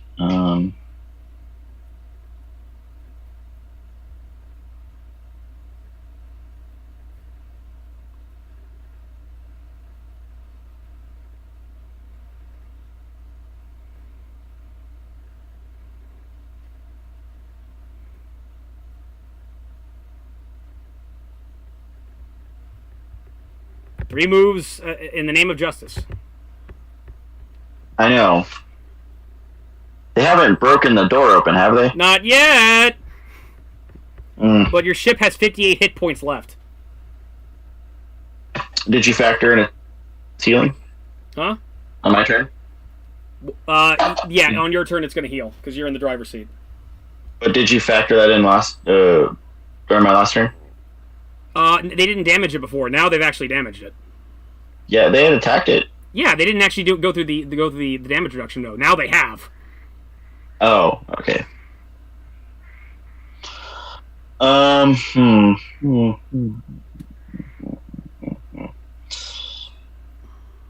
She's definitely got her weapons drawn. She's definitely ready to attack. Yeah.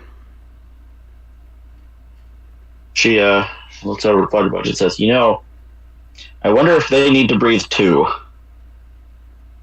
Is that what Flutterbudget says? No, that's what Kathleen kind of throws a thought over to distracted Flutterbudgets. Okay. Whatever you think's the smart thing to do, my friend. And he picks up on it. Okay. So she's just gonna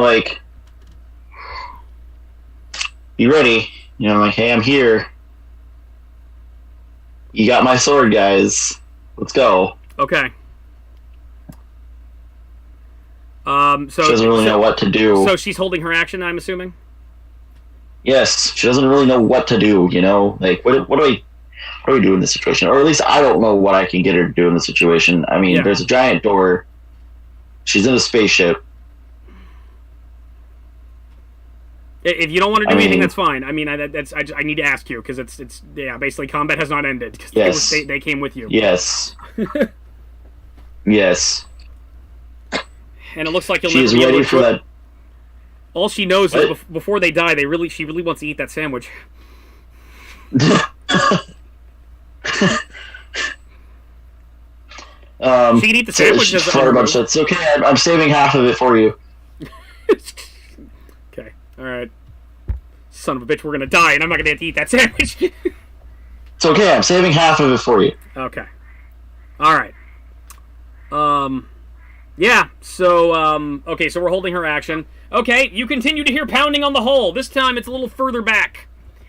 So.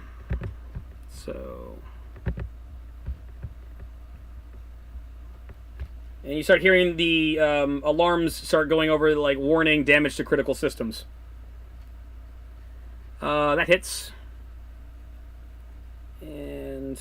Oh! And then he crits. Okay, if I kill you, I'm sorry. Just let's start with that. So, 3, 4, 5, 6, 28... I think I just killed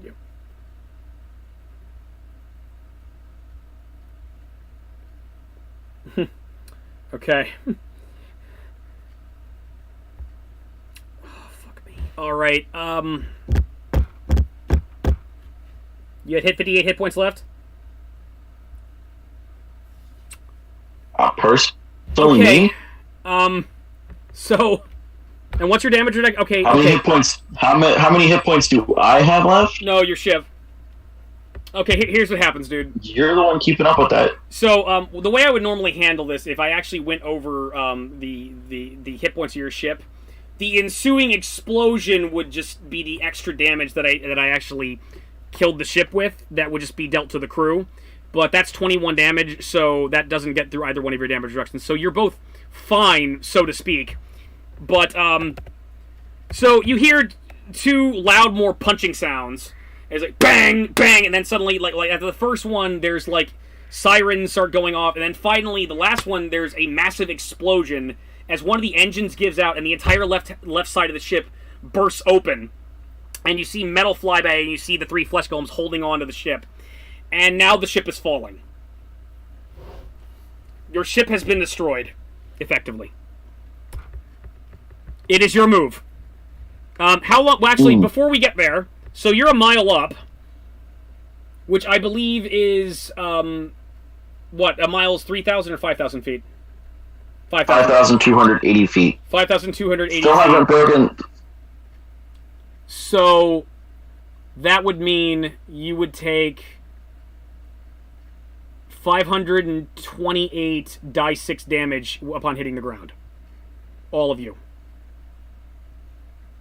However, yes. How far does one fall? How does one fall? How far does one person fall within 6 seconds? I'm asking. Hold up. We're about to do some Mission Impossible shit right now. Assuming gravity. Assuming that gravity is the same. For simplicity, it is. Da da da da da da da da speed.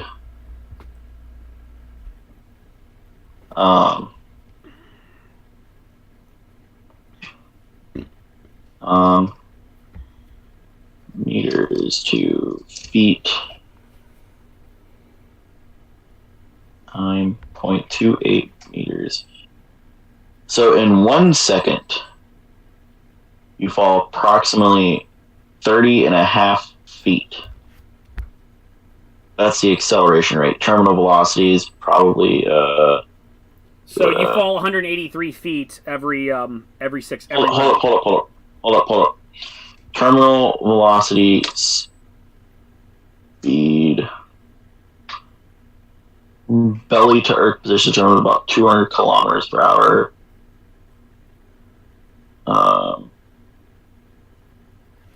Okay. The way I'm going to work this is... Hold up. 120 miles per hour equals... I figured this out already. Blank feet per second. For the purposes of this game, you have 29 rounds until you hit the ground. At which point you will Hold up. hold up. I'm actually doing math. I'm figuring this out.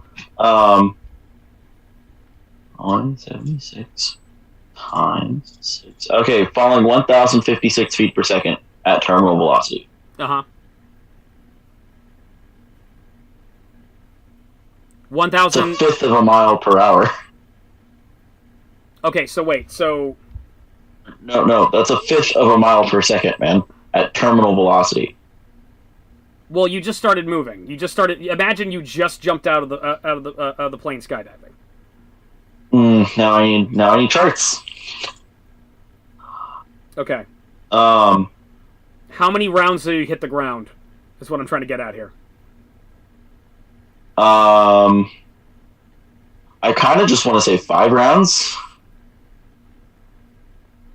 But would that be accurate? When you think about it, you start falling at like 30 feet per second, and then the next second you're like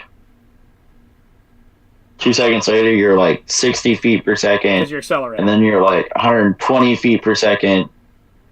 Okay. I want to say about 5 rounds. Okay. You have 5 rounds before you hit the ground, and you take 528 die 6 damage. Okay, you see, I can prevent that entirely from happening. Okay, well, it is your turn. This is the You're first right, round. It is my turn. This is the first round. So, yeah, you've, this is the first round. You have, you'll have 4 rounds left after this. Which clinging via spider climb, clinging to the surface I'm on. Yeah. I go to Kathleen and I cast. Let me see. Hold up. I cast teleport so that I may go back to where is it? What's the name of that town? The nearby town we came from. Really bad with names. Colin Grove? Colin Grove, yes. To teleport back to Colin Grove. You teleport back to Colin Grove and you're safe. I'm trying. Now, here's the thing. I'm trying to figure out whether or not these things can survive this. It's 528 d6 damage. They could secretly. Do you want to roll that for you real quick? They could secretly. I'll roll it myself. Thank you.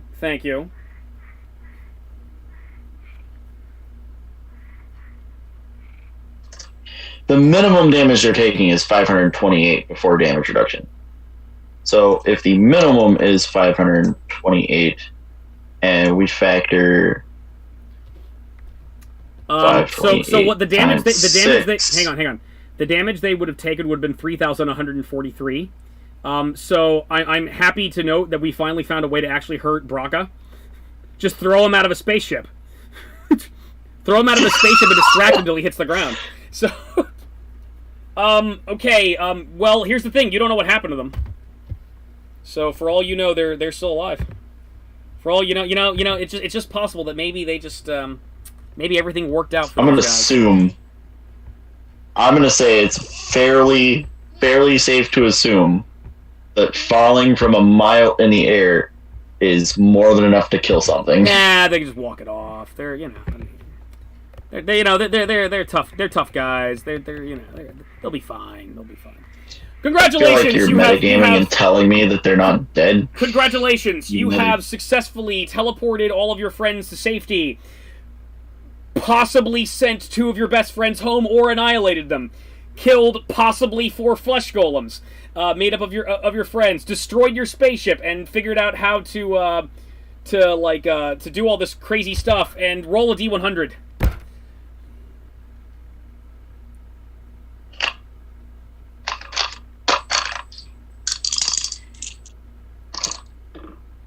Uh, 73. You were holding on to the sandwich at the same time, so you still have the sandwich. Yes. So you've teleported back to Colin Grove, and you're there with Kathleen, and Kathleen's like, "What the fuck just happened? Are they dead? Please tell me they're dead." I just shoved the sandwich in her mouth. Oh, Well, listen, this is very serious. That was really horrible for me to. This does taste really good. Do you want some? I've had half. Okay, she eats the sandwich. Sandwich takes for human food. It's pretty good. Yeah, so she enjoys the sandwich, which is good because she kind of needs some comfort right now, and she just kind of sits down on the side of the road and she looks sad, and kind of just instinctually starts crying. And after about a moment, she's like, "What'd you do with everybody else? Where is everybody? Why did I? Why am I the only one here?" Well, apparently you were powerful enough to resist a wish spell. So, what did you wish for? I wished for them to be safe and happy at home. Oh, good. Well, good job. Thanks. So Denora and Greg and John, they're all okay. They're back in Wormwick. Yes. Well, wherever home is for them. Okay, good. So I guess that maybe the animal and Laura... Wait a minute. There's no way to know. There's really no way to know. It's a little bit crazy, you know? I mean... You don't know where... Yeah, where is home for your friends? That's a good question. Aren't you all from another plane of existence? Yes. Is that why stars started exploding?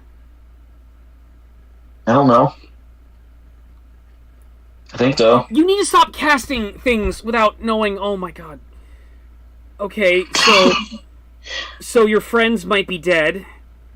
It's a shame. I kind of like them, even the mean drought lady. So when I initially thought of what to wish for, I wanted pretty much all of you guys to go back to where your homes were, and you know, be safe and happy, and then we would handle it just like we did in old times, and have everything taken care of, and then we wouldn't have any problems.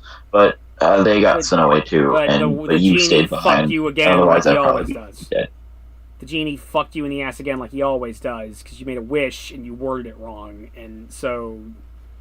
Okay. All right. So what do we? Are those things dead though? Can you fix it? Can you bring them back?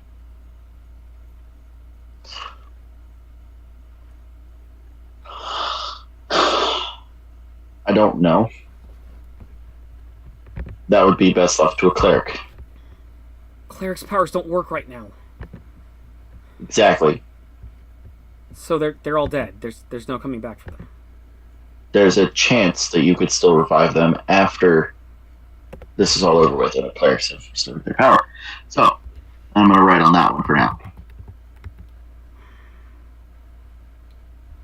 All right. Well, are we any closer to figuring out what the hell's going on? Yes. So remember that giant rock stone thing that I told you that I took from that castle that ended up breaking down after and all that other stuff, and the weird mystical dude was like, "Oh yeah, cool. I'm gonna take this stone. You know, thanks for getting it, guys." Starts narrowing her eyes at you. Yes. Smiles wide, waves awkwardly. Well, turns out we need to take that back. She starts choking you. Turns out I was tricked. She picks you up by the throat. You are responsible for all of this. To be fair, I know how to fix it. As I get thrown around, choked, and, you know... You're gonna fix it. You're gonna fix it now. Those were all of my friends. Of course I'm gonna fix it. Of course I'm gonna fix it. Alright, get a move on. Now. We're finishing this now. What I was gonna do...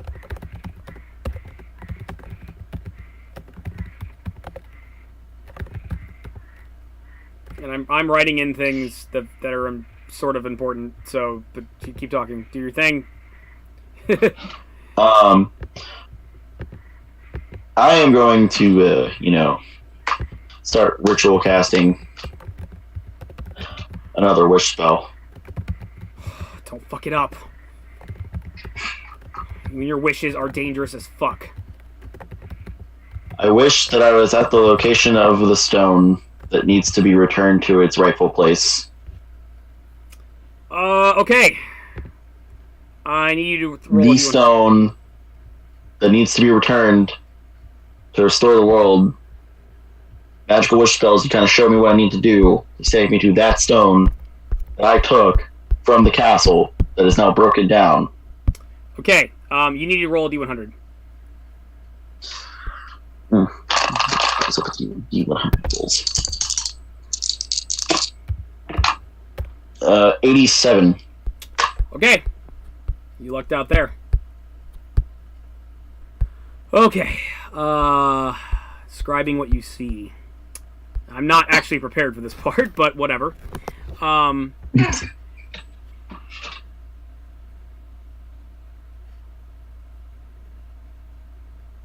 Eddie the Unready.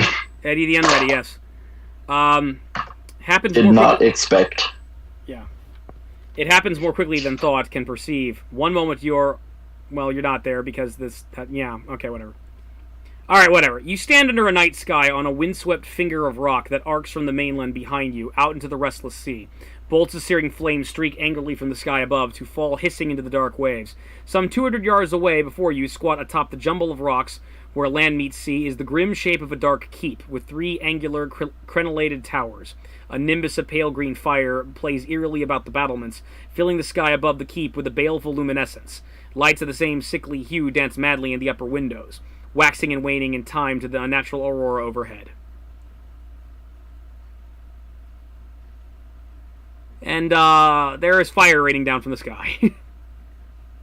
Oh. Well, it's in the distance. It's not immediately over you. Relax. But it's like you see in the distance, like things look pretty fucked up. Oh. But it looks like it's heading your way, so.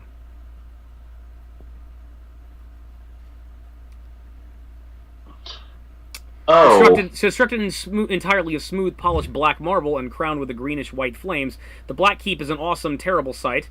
It's considerably smaller than Castle Pesquor, the main keep and its adjacent towers boasting only 2 levels each, and has no curtain wall, barbican, bailey, or any other type of outer defense. Nor is there any sign of a watch on the battlements.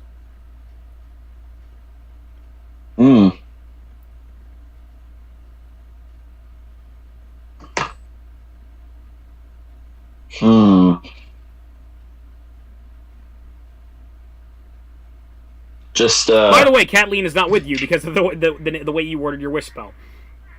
Oh, I'm fully aware. I am fully aware. Okay.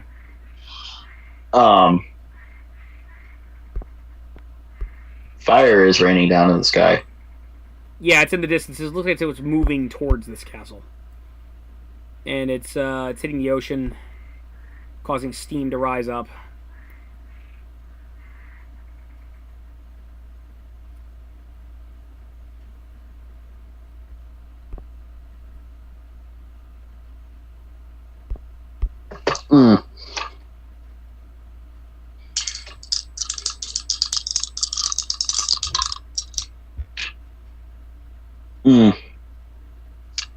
Oh, that's not good.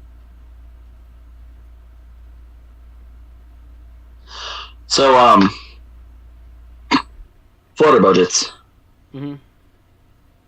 Always faithful to his master. Yes. Understanding what his master, is.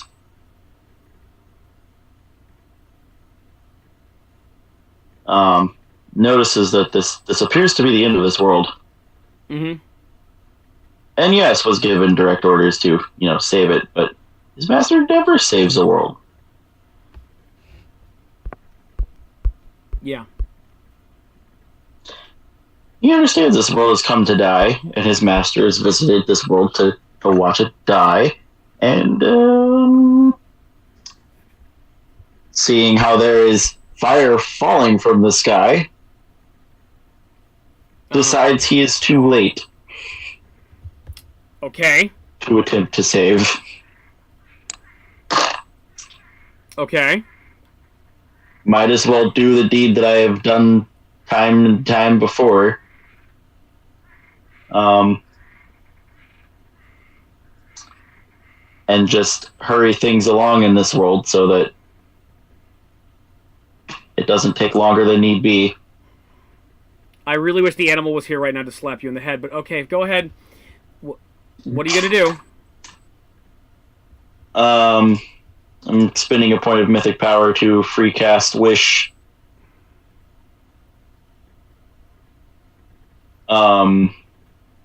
This is going to be a this or that. Okay. So it's either going to save the world or it's gonna destroy the world. Okay. And he's leaving it up to chance. Okay. Flutterbudgets wishes that the stone in question either be utterly destroyed instantly or return to its rightful place. Okay, so you're leaving this up to chance to figure what happens? Yes. Okay, roll D100. 62. You sense that it has been returned to its rightful place. Okay, so maybe I wasn't too late. There is still fire raining down in the sky in the distance, moving its way towards this castle. Well, obviously, the ritual has to be done. Do I know how close I am to the island? No. I mean, you knew where the thing was located, and that's how you got here, but you didn't actually know the details of, exactly where this place is. I mean, you had that ship, and it's all of its nice handy-dandy sensors. You might have actually been able to lay out exactly where it's at, but you don't know exactly where it is, no. I'm going to cast my one use of limited wish for the day. That is a spell slot, and wish that I were to be teleported to the island where the stone originated from. Okay, roll a D100 again. Solving the world's problems with wish spells. 65. Okay, cool. Alright, so hold on one moment as I move to another part of this book. Alright,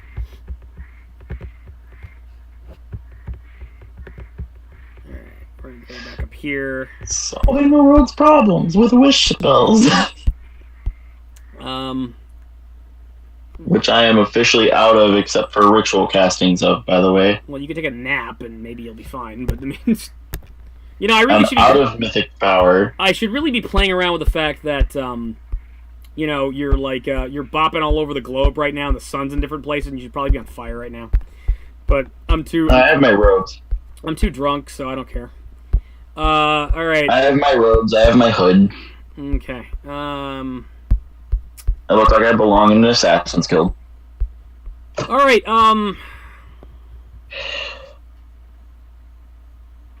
you are...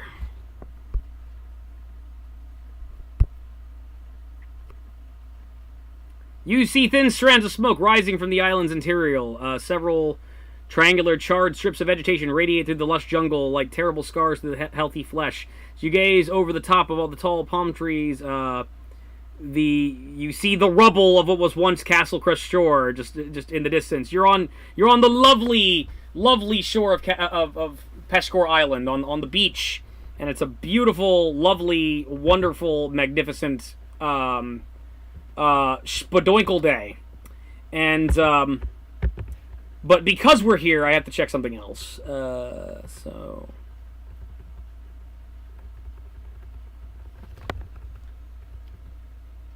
Let's see. Okay, yeah, you're fine. There's nobody on the beach with you. And it is a beautiful tropical Spadoinkle day. And what are you going to do?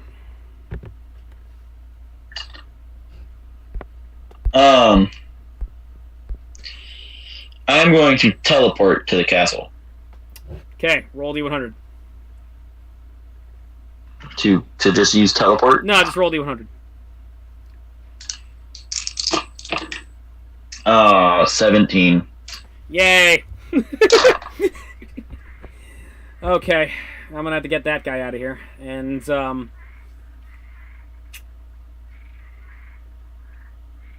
gotta do a couple things here, actually. Alright, let me... Yeah, okay, that's fine. Yeah, it's just these assholes. Hold on. I have to pull these guys out of, these are the things that I made specially just for you. Yeah, he's just... This is my special present. I'm glad we're not finishing the game before you see them. Well, of course, this does mean I have to bounce. I do have to bounce to another. So did I teleport or no? You do teleport. Give me a minute. Hang on. I have to do something. Because there's a special friend I want you to meet. Couple special friends. I'm sorry, Exentius. We Italians make vague threats. It's what we do. Well, yeah, you teleport, all right. Oh, you teleport more than you ever wanted to teleport. You're so teleported. Wait, where the fuck is this guy? Son of a... Hang on. Where did I put him? I'm so unready. I'm so unready. Ugh. Fuck. Hang on. Alright. There he is. Okay. And... these guys. There we are. Okay, so you're gonna see a couple things. I gotta bop all over this this book, or that's the problem. Given the way you're going about stuff, so I gotta check the table of contents again, show you exactly what you see. Okay.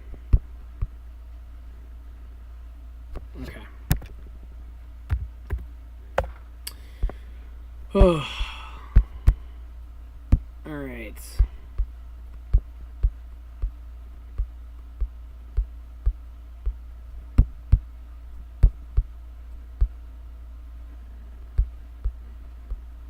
All right, so you see that you're at the island, and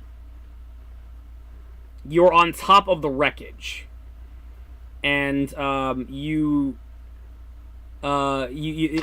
castle's been completely reduced to rubble. However, there's a massive hole in the middle of it, which seems to open up into a larger room where things haven't completely collapsed entirely, and you'd like to look further, but however, there's somebody blocking your way. There's a man wearing a very nice tuxedo, smoking a cigarette, who looks suspiciously like Al Pacino. Who appears to be just kind of waiting for you, and right by the hole, there's a couple of bored-looking friends of his who are also wearing nice tuxedos. However, they're red, but their shirts inlaid are black, and they look like they have some kind of gold star-shaped thing that's on their ties. And it's like, oh, look who finally showed up. About time. Good time to see you, kid. I'm having flashbacks to Fall New Vegas. Good to see you, kid. So, you're Flutterbudgets. You're Flutterbudgets. Master Sneaky Wizardry. Dumbass who fucked up the entire world. Guy who fucked me over in the worst way possible. Is that you? Yeah. Oh, yeah. You're also the mook who basically decided to be a mama's boy, a frickin' fall guy for that guy Natharla-Hotep. Good job making a fucking deal with one of those guys. So much so, yeah, you actually butt-fucked the world you came from, and now you got that nice little Marcus Sistora on your head. Yeah, good job about that. If you actually make it out of this dimension, I'd love to see what he does to you. I hear he likes to turn them into gibbering, slimy messes. So it's you. I've been waiting to see you, kid. I've been waiting to see you. So, how'd you like what happened to your friends? Did you like that? That was me. Yeah, that was me. See, yeah. So, probably could figure out here. I'm not exactly human, but what I am is a guy who works very, very hard. Very, very hard. Thousands of years to achieve a simple goal.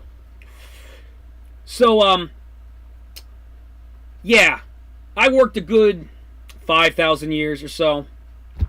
Maybe more than that. I don't know. I've been at this for a long time. To overthrow that piece of shit Asmodeus. And get a decent devil to be in charge of the Nine Hells. Worked really, really hard. Did some networking. Built up a nice little army. It was all good to go. Had to make a couple alliances. So I came to this backwater shithole.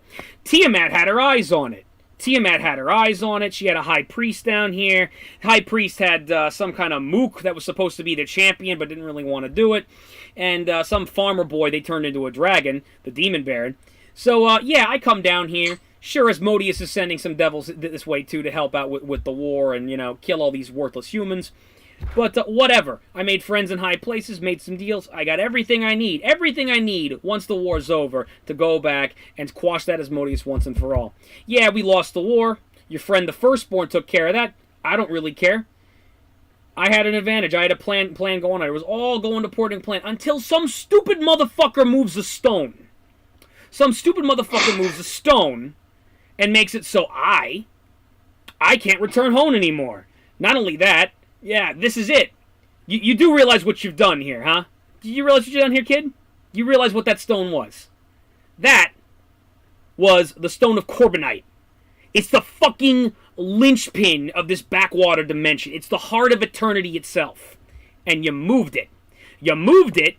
You gave it to some mook who's an idiot and didn't realize what he did. And now, you know what's happening?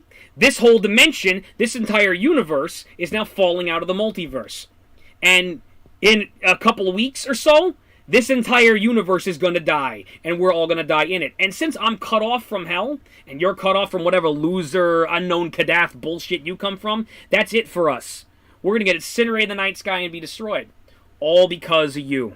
All because of your dumbass. You had to screw up everything that I had achieved. So I hope you appreciate the little lunch I made for you back at that inn. I hope you appreciated what I did to your precious little friends. Don't worry, I made it slow. I made it real slow. Made sure they enjoyed it. Made sure they knew exactly who was responsible for it. And now I'm here. And you and I, well, we're gonna have a little dance. Isn't that right, boys? Yeah, we're ready. Hold up. You've been talking this whole time, so give me... At least before you... No. No, I heard about you. Give me a chance to talk. I heard about you. I heard about you like to talk a lot. We ain't talking right now, boy. Right now, you got some dying to do. Don't worry. I'll make it your only chance. Because if I'm the dumbass that caused initiative. I'm the dumbass that's the only chance that is going to get you out of here. I will give you an opportunity to make a diplomacy check on this guy. However, you do need to roll initiative right now. Okay.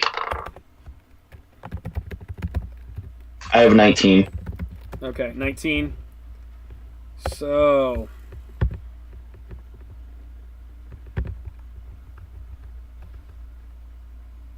Did I forget to give him an initiative score? How do I do that? How do I forget to give somebody an initiative? How do I fucking do that? It's their dexterity bonus. I know what it is. I just forgot to write it down like a normal what I'm supposed to.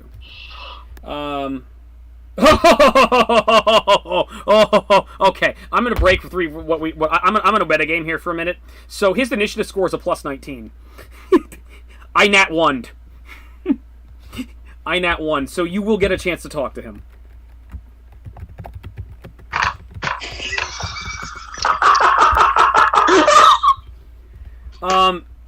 As for his friends. Oh, that's great. Yeah. As for his fantastic. Friends, his friends go before you.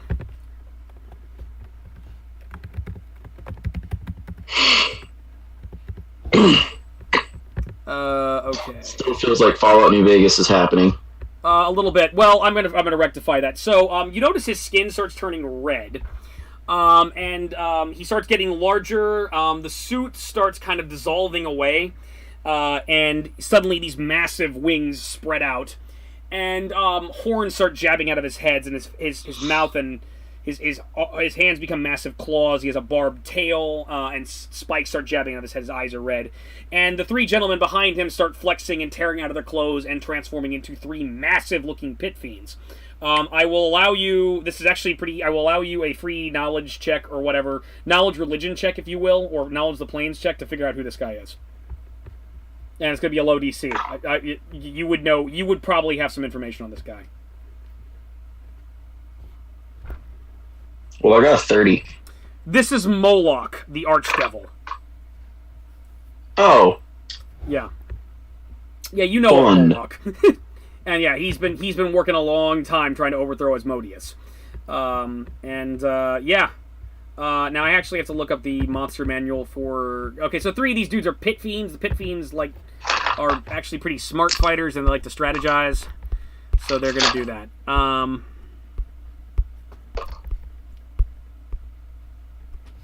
87.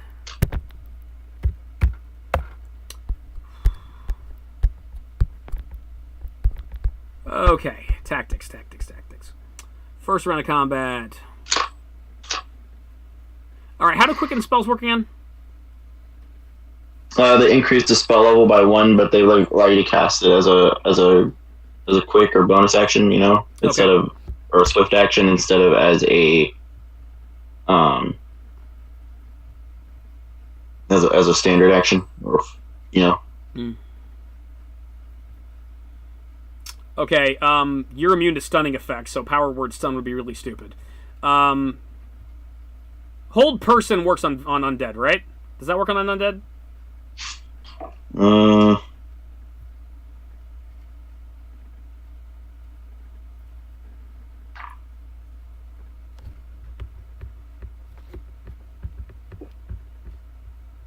Hang on a second. You're talking about the 3.5 E spell, right? Yes.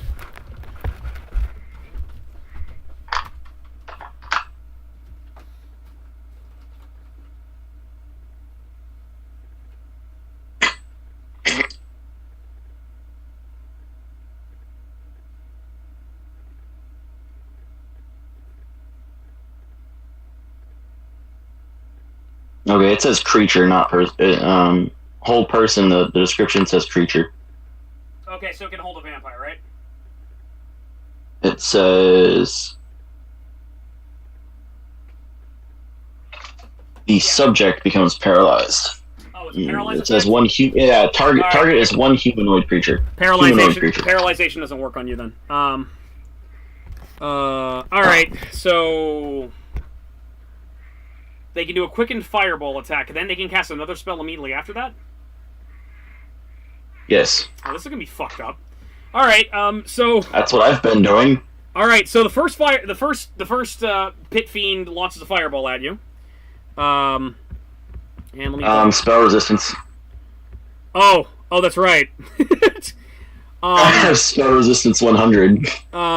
That's fine. They don't necessarily know that. Let me check the caster. What are the caster levels on these fuckers? At will is fireball. All right, that's once per day. Spell-like abilities. They have spells too. They must. Okay, I'm missing this. Yeah, okay, they got... and it's at will. Okay, cool. Alright, normally it's an 18th level caster. Let me check if I wrote this down. And everything grinds to a halt as I double-check stuff. Oh,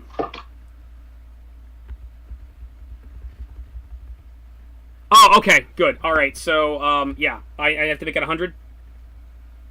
Mm-hmm. 44. No. So he shoots a fireball at you, and poof! It just... You... I was gonna reference you pull a freaking, a Luke from The Last Jedi, but I hurt myself when I said that. So, let's just pretend that I didn't say that. So, yeah. He launches a fireball at you, boom! It hits you, and you, like, take it like a champ. It's like, bitch, that all you got? I just stand there. Yeah. He then casts Meteor Swarm at you. Yeah, I rolled a 39 with that. Yeah, it doesn't affect you either. He launches, he starts pounding the ground with meteors, devastating the rest of the rubble and shaking it, and it hits you and doesn't affect you at all. Just, it bounces off you and you take it like a badass. So his buddy does the same thing. This time it's a 33 plus 19. If I'd crit, I would have hit you. Nope, 52. He hits you with a fireball, doesn't do it. Yeah, oh my god, this really is The Last Jedi. Oh my god, damn it, no. You better not be an illusion and just, disappear and die on some distant fucking planet.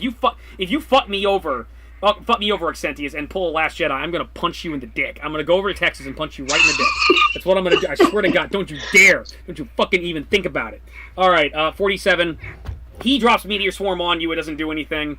And the last one shoots a fireball. 18 plus 33 is not high enough. And he drops Meteor Swarm on you. It's a 7. And so they launch a bunch of fireballs and Meteor Swarms on it, blasting the earth around you. And sure enough, you dust yourself off like Luke, like a badass. Started this gangsta shit. This motherfucking thanks I get. Started this gangsta shit. Motherfucking thanks I get. Alright, it's your go.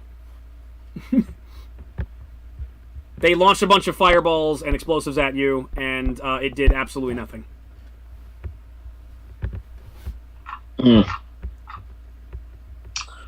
Fun. I would do the same, but I don't have enough spell slots or mythic power left to do that. So, I'm actually just going to tell him, like, hey, fireballs are fun and all, and so are explosions, but if you actually want to get out of here, and I'm the dumbass that started it, then I'm the only dumbass chance you've got of fixing this. Are you actually trying to talk your way out of this right now? He looks really pissed off. As his minions fireballs and explosions did nothing, he looks very, very irritated. And you actually trying to talk your way out of this right now. The only way out of this right now is you're gonna fucking die. That's what it's gonna be. Slowly. I'm gonna get through that. You think I'm not ready for one of Natharla-Hotep's lackeys? I can take you freaking old ones any day of the week. You're not getting out of this. I mean, did you want to actually be the Devil King, or no? I do, but, you kind of shot that in the foot. What, are you telling me you could fix this? You could fix a universe falling out of the multiverse?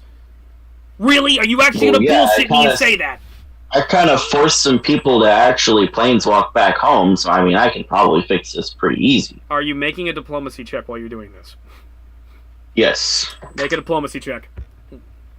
I will consult the other club. He is currently hostile, by the way.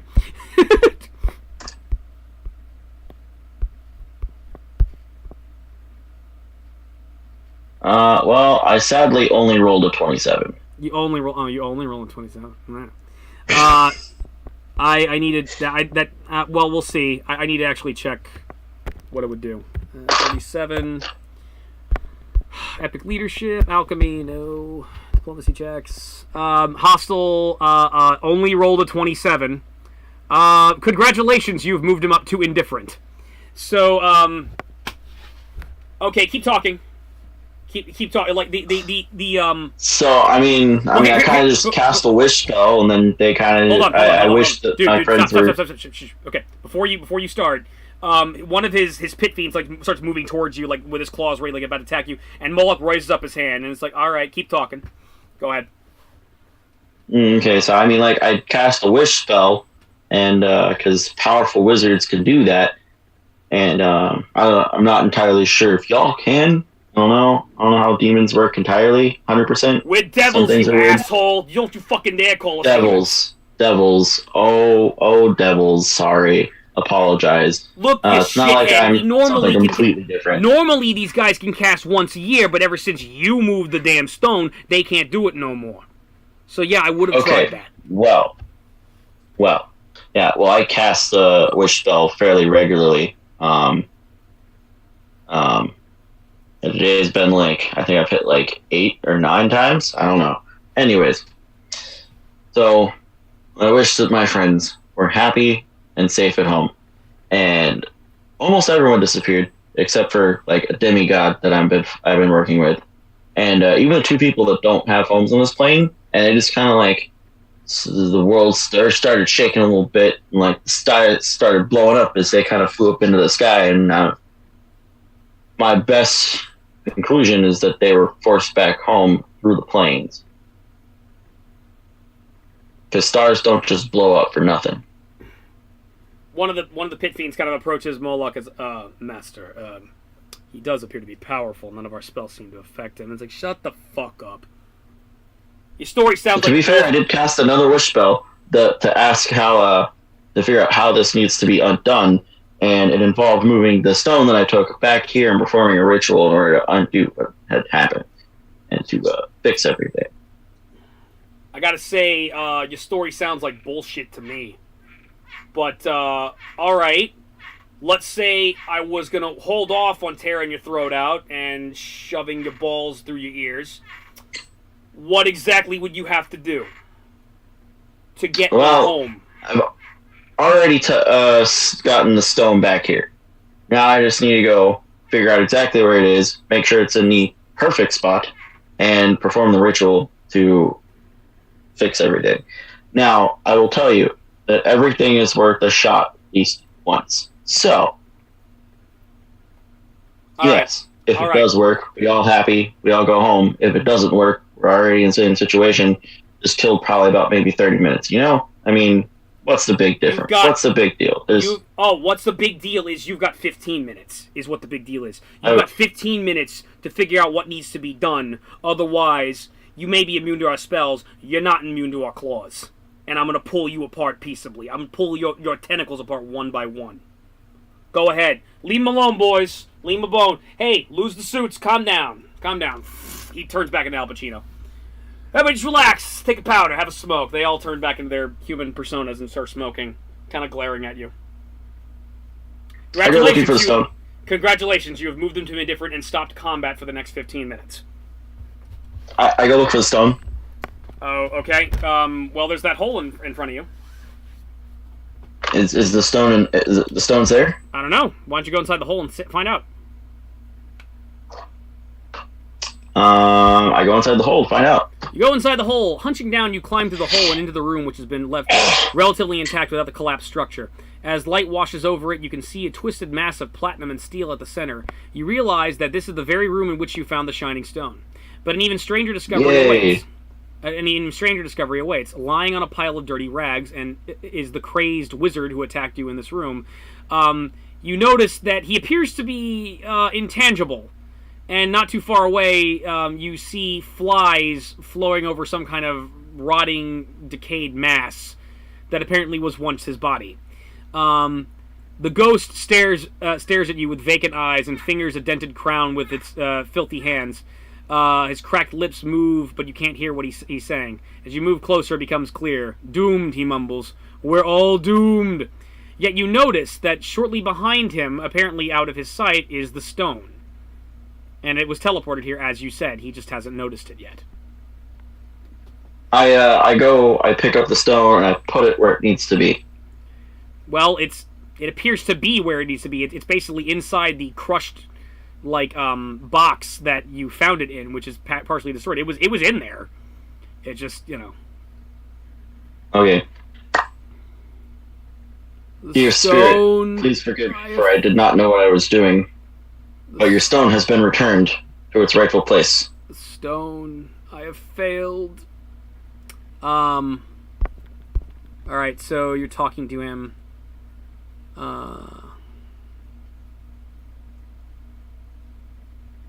What did you just say to him? I said, forgive me, Spirit, for I knew not what I was doing. But hope is not lost, for your stone has been returned. Okay.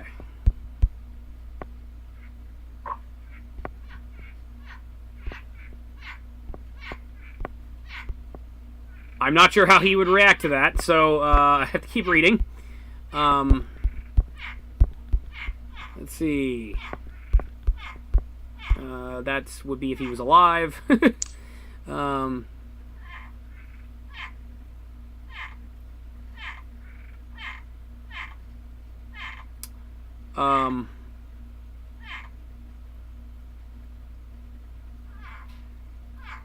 Well, I'll give you a clue here. He still appears to be insane, even though he's dead.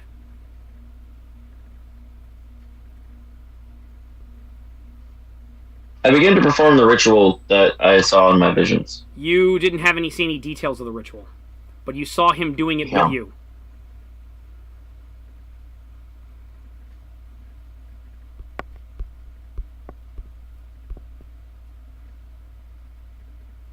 I keep saying, look, stone, stone! I start pointing at the stone. It's too late. I've failed. You have not failed, you have succeeded. It's too late, I have failed. What did you fail?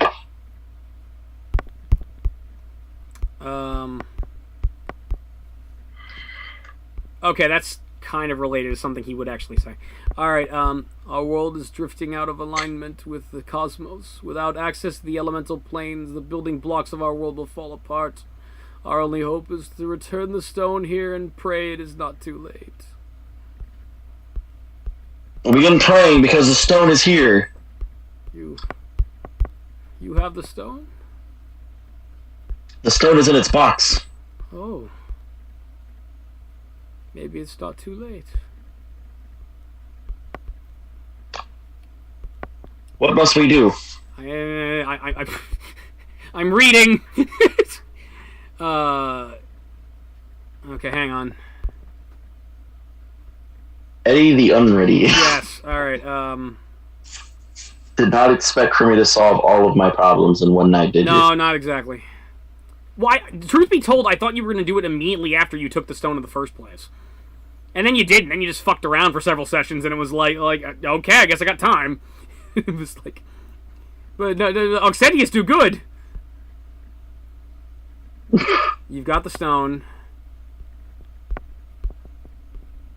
All right, that's something completely different. Okay, we skip that. All right, okay, I got to go in the next section and like get past this to see. You haven't done something to him, which I really wanted you to do, which would make conversing with him a lot easier. But whatever. I mean, there's something I'm supposed to do to make talking to this guy easier. Yeah, I dropped a couple hints, but you haven't. I mean, you haven't done anything, so I can't really, and I can't say it. So you said he's still crazy, so it's like, I mean, not sure I can do anything about fixing his craziness. I can try.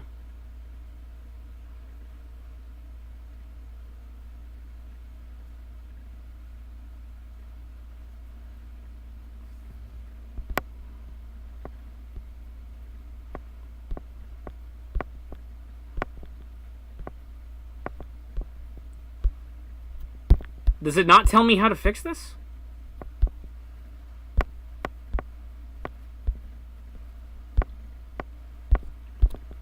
All right, he looks at you just kind of, well, maybe there's hope.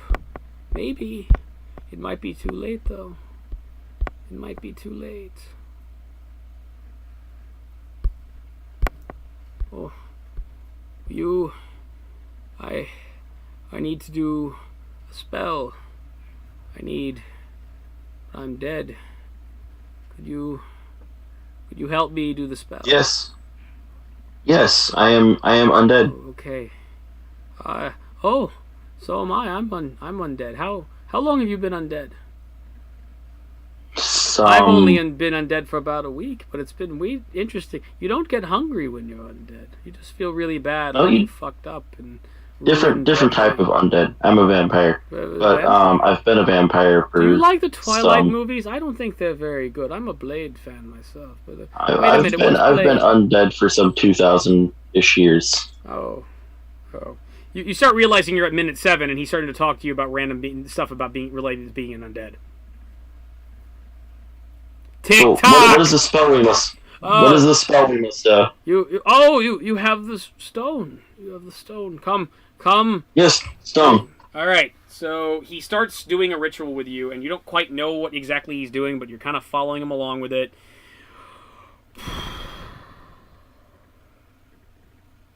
Okay. Here's what I need you to do. I need you to roll a D100, and I need you to get higher than a 66.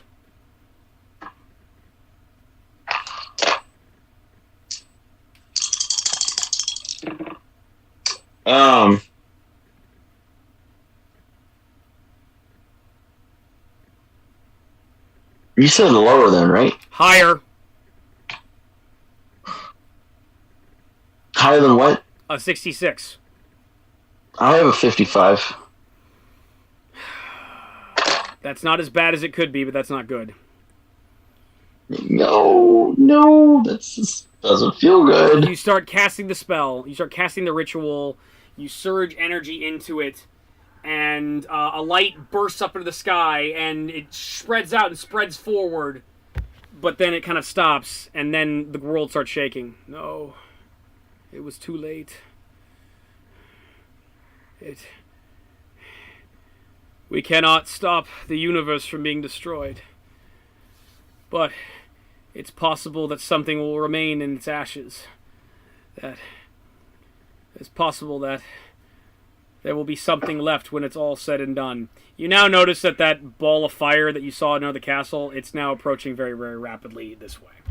And you have... You have 11 rounds until the end of the world. What are you going to do?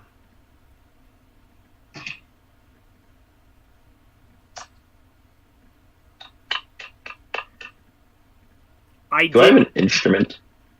You have a couple instruments. You have a couple weapons, a couple magic items. Some magic items you've created during the course of this adventure. Of course, it would involve doing something you really don't like doing.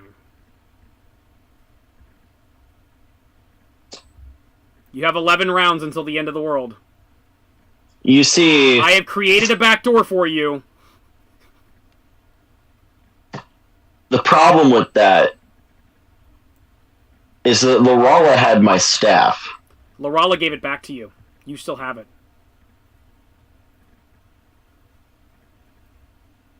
Oh, shit. When we're done, I'll go back in time. When you're done, I'll tell you what this roll would have been if you don't... Well, let's see if you don't fuck this up. So... Alright, what do you... Yeah, you have 11 rounds for round staff. 1. Okay, the Moloch up above you is like, what's going on? What's happening? I begin to travel back in time to, what's going on? What's happening? He starts speaking. To grab this stone. Say it again, what are you doing? I'm traveling back to just before I had entered the castle to grab the stone. Are you separate from your body, or are you doing a thing where you're actually moving yourself backwards in time? I'm moving myself. So basically, like, you're consciously aware, but your body is going to be, like, hey, I'll tell you what. I'm going to let you pull a Life is Strange here. So what's going to happen is you're going to actually, you're going to move yourself in time and space backwards in time. However, all of your abilities and whatever you have right now is equivalent to what you previously have. But you don't, you're essentially, your character's the same, and all the equipment you've collected is still with you. You're pulling a Life is Strange. So, I don't know if you played Life is Strange, but, like, the very first thing you do is, like, your friend gets shot, and you pick up a hammer to not... Yeah, I've played Life is Strange. Yeah, you notice how she goes back in time and she still has the hammer in her hand? So there's probably 2 hammers on the ground? Yeah, you basically have all the stuff that you would have normally. But there's not 2 of you running around. I'm just letting you know you are not creating a paradox.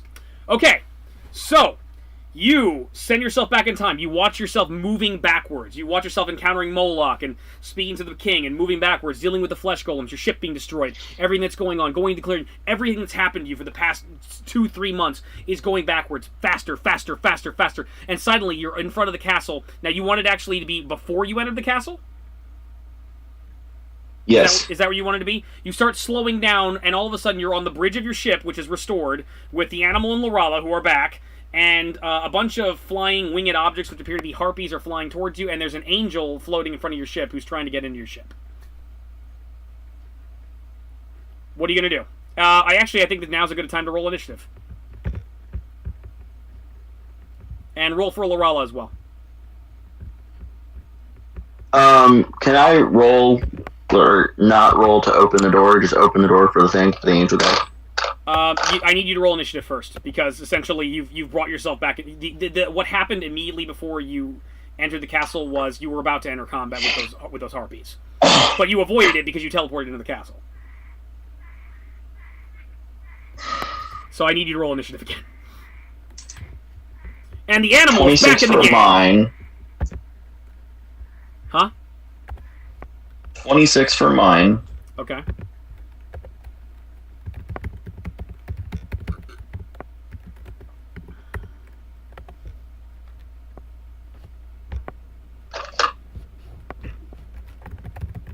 And we will have a special guest shortly, but I have to pull up his book. Lorala has 19. Lorala has 19. Okay.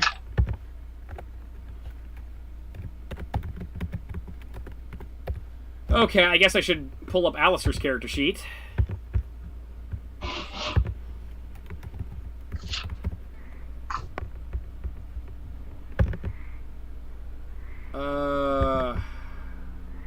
Oh no. I just realized Alistair's not in the Google document I sent you. Alistair has a 27.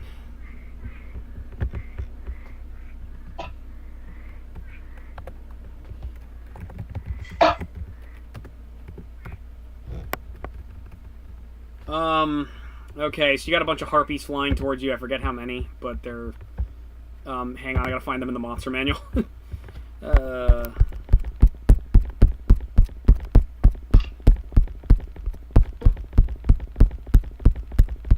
Oh, this means Cyclops isn't dead. Oh, wait.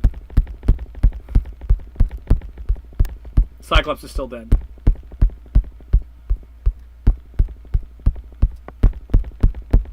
Yeah. I just thought about that. That's great. Yeah, thank you. I'll be here all week. So you have now completely invalidated half the adventures your friend has gone on.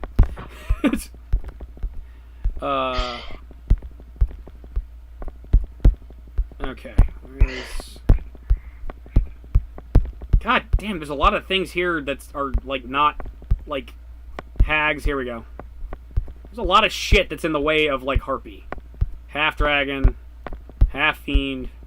Harpy! There we go. Them nasty titties. I'll use the more badass versions. Where's their initiative score? I'm so not ready. Okay, they have a 26. Okay, what's your dexterity?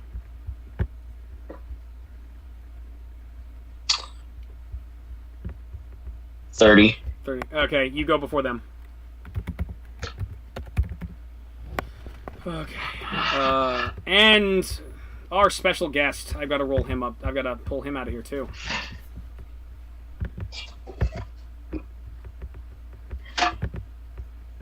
What's your will save, by the way?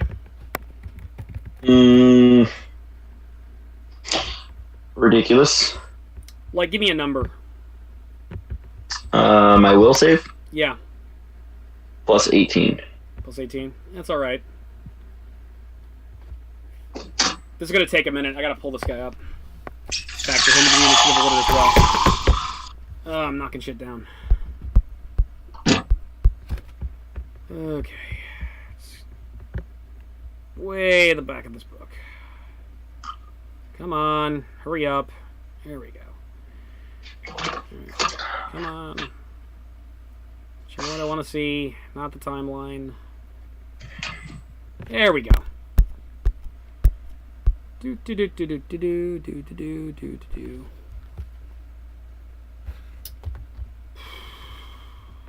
26. Okay, and you had a 30 dexterity, correct? Yes. Yes. Ooh, interesting. Your dexterity's higher than this guy. Okay. Okay, so Alistair's move is to knock on the hull of the ship politely. Hello, excuse me, travelers. Is everything all right? Did you want something of me?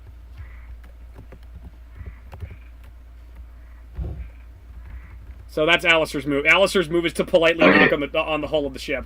I believe there's some monsters heading this way. Do you have some weapons on board this vessel of yours?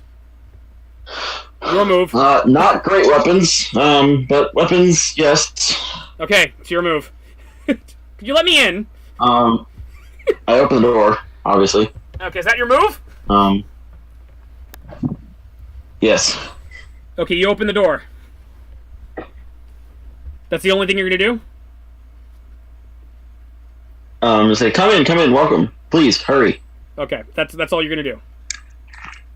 I mean, he can't just kind of walk in during my turn. Yeah. We gotta wait till your turn. Okay, so you open the door to let him in, and then all of a sudden, you hear a voice in your head.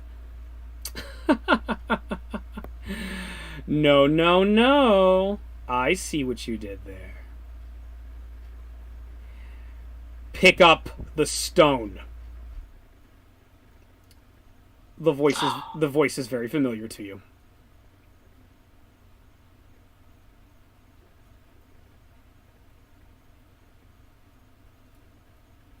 Do you hesitate? Knowing that would cut me off from you. And cut you off from me. Do as you are told and pick up the stone.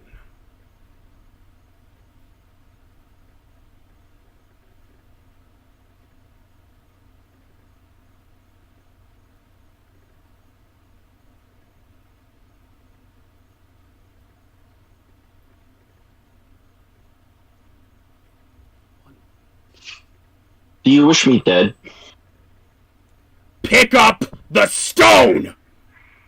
You start feeling pressure from outside this reality moving in on you. And if you resist him further, you're going to have to make a save. I'm going to have to make a what save? You're going to have to make a save.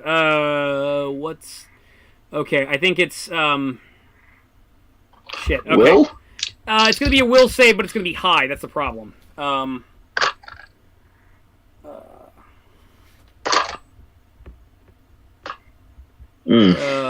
was kind of expecting for this one to happen, you'd be all, like, super badass, and it's like, I got a will save that's, like, made an awesome fuck you. Fuck you, Nathar Lahodeb. You're a douche. You're a douche. Alright, I'm going to use, I need to use, like, Kathleen's, like, some of Kathleen's abilities as a guide here for a minute. Looking at her breath weapons. Okay, so, like, the DC for her breath weapon was determined by... But I didn't think I had her with me. She does. You don't have her with you, but I'm using her as a reference. As a template. As just a guide. Right. Yeah, okay. So, 10 plus half hit dice plus whatever in question. Okay, so it's going to be 10 plus half his hit dice plus his charisma modifier. So 10. He is a 35 hit die creature. So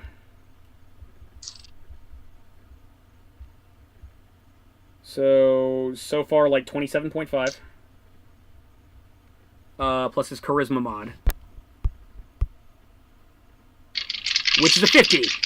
Okay. 10, 20.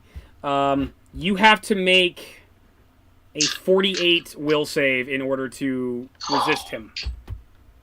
I have to crit in order to actually succeed on this. Yes. I have a 5% chance of succeeding. Uh-huh.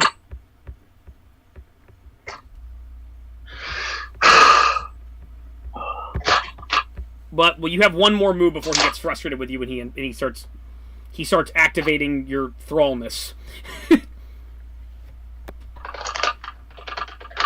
So I'm gonna allow you one more response to him before he actually does it. Master, I'm aware that you would like for me to pick up this stone, but I'm also very aware that you ordered me to attempt to save this world, and the only way to save it is to not pick up that stone. You are trying my patience. Pick up the stone now.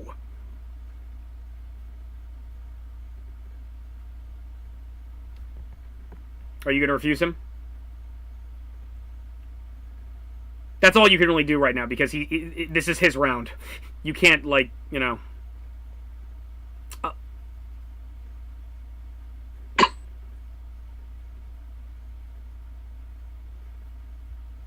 Actually, tell you what, I'll give you an opportunity to respond, but he's not going to do anything yet. He's going to wait till his turn. What he's doing right now is browbeating you.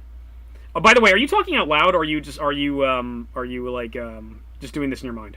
I'm talking out loud. Okay, Flutterbudgets, who are you talking to? Yes, what's going? Who's this master you're speaking of? And like Animal's starting to realize, Animal's eyes go wide.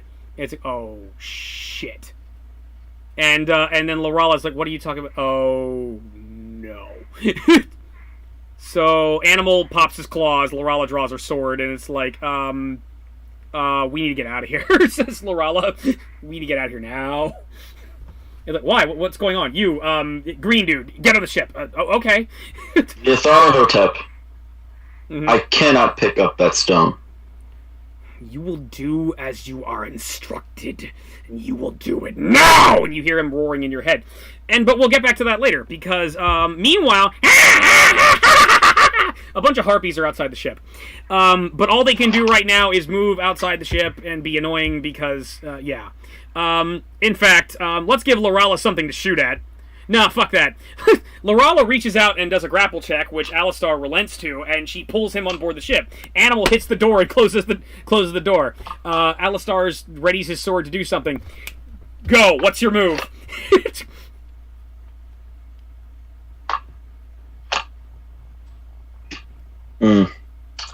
So I have no spells restored at all. No. Actually, yeah, all your spells are restored because you're back in time. Ooh, that means I have some power on my side. I could be a dick right now and say no, but I figured like, but no. But you do want me to have a badass recovery from this? Yes, I do. I do. I mean, I'm sorry. Having a 5% chance of you winning here that's too much. That's, call it villain's hubris. Call it maybe the dungeon master kind of wants you to win. Call it that. It's just not much of a challenge, just being able to squash you like a bug. I kind of want you to beat this guy. You have... Auxentius, you've become like Captain Picard in All Good Things, and where you have defeated the post-apocalyptic trial that Q put humanity on in the one way they could possibly be done, by winning the heart of the judge. I am Q, and I want to give you every opportunity to save humanity right now. But first I have to open you up to the possibilities of existence.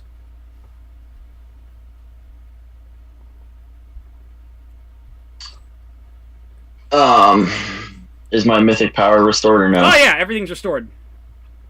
Yeah, that's the advantage of this. You have those abilities now, but it's like it's a brand new fucking day. And you're revitalized for the day. So, yeah. The harpies are throwing poop at your ship. Obviously, I'm going to attempt to solve this with my most powerful spell. Which, oh god. Alright, what are you gonna do? I wish the Great Old Ones had no power over me.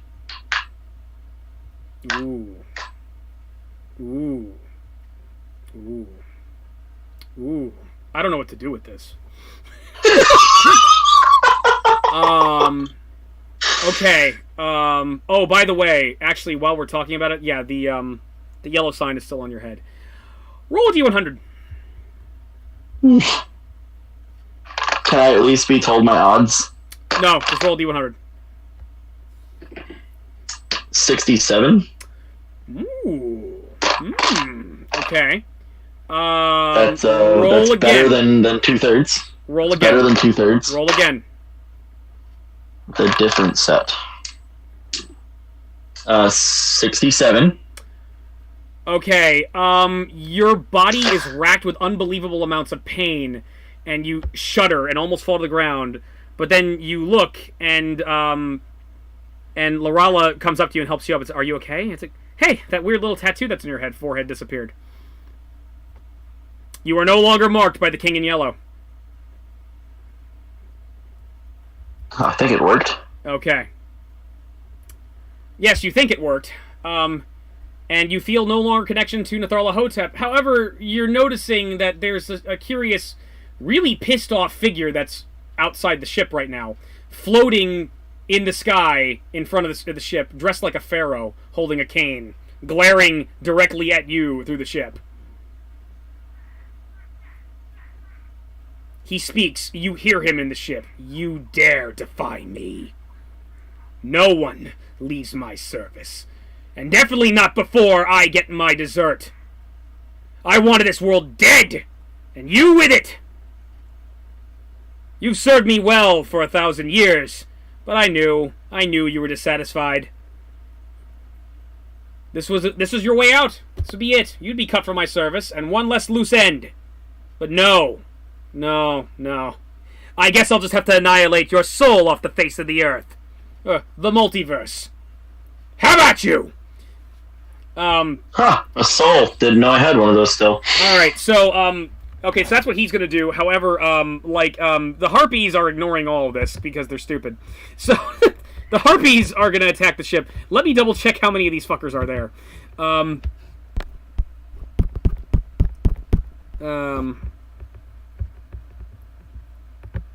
See, dramatically, I imagined you were going to do this, but you were going to do it, like, inside the room with the king, and you didn't.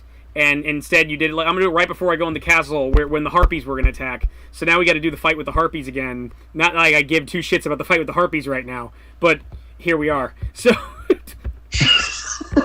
the Harpies vigorously throw poo at your ship.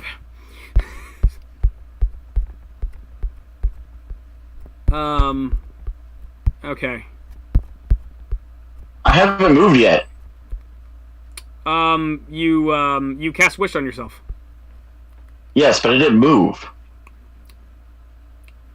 What was your move gonna be? I can ram him with the ship. Yeah, but that was... See, the reason why he appeared is because that's his move. Because you didn't do anything else after that. So I skipped your turn. Oh. Like a dick. Dang it.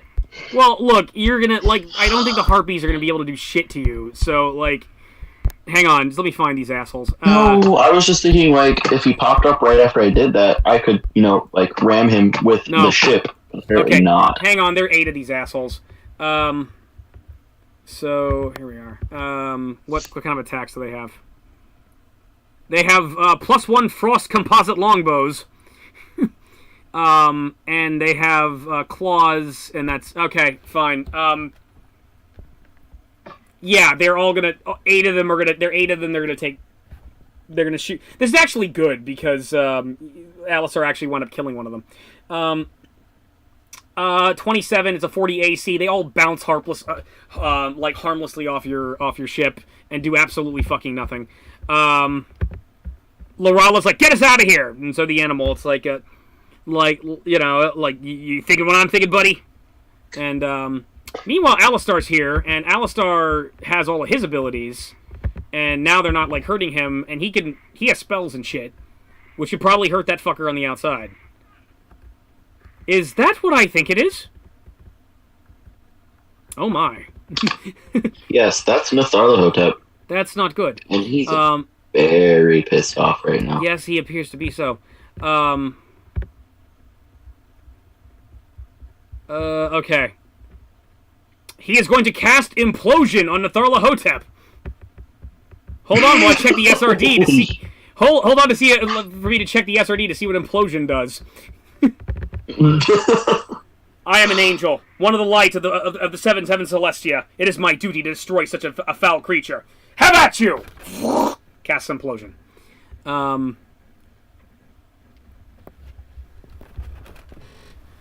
Oh, cute. The little angel wants to throw down. He shit talks.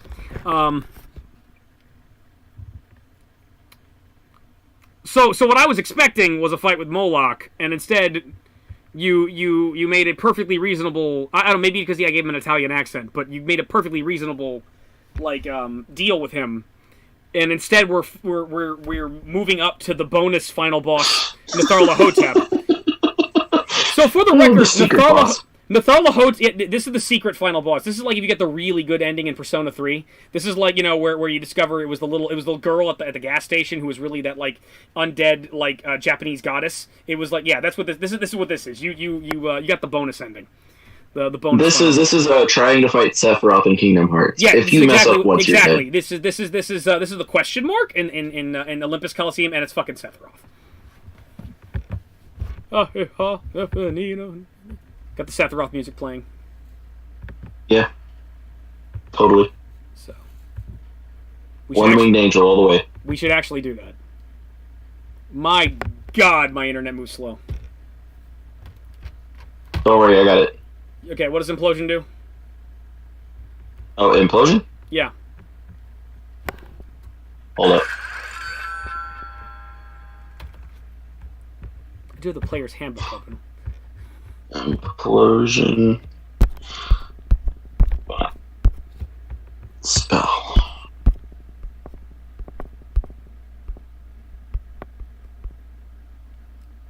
This spell causes a destructive resonance in a corporeal creature's body.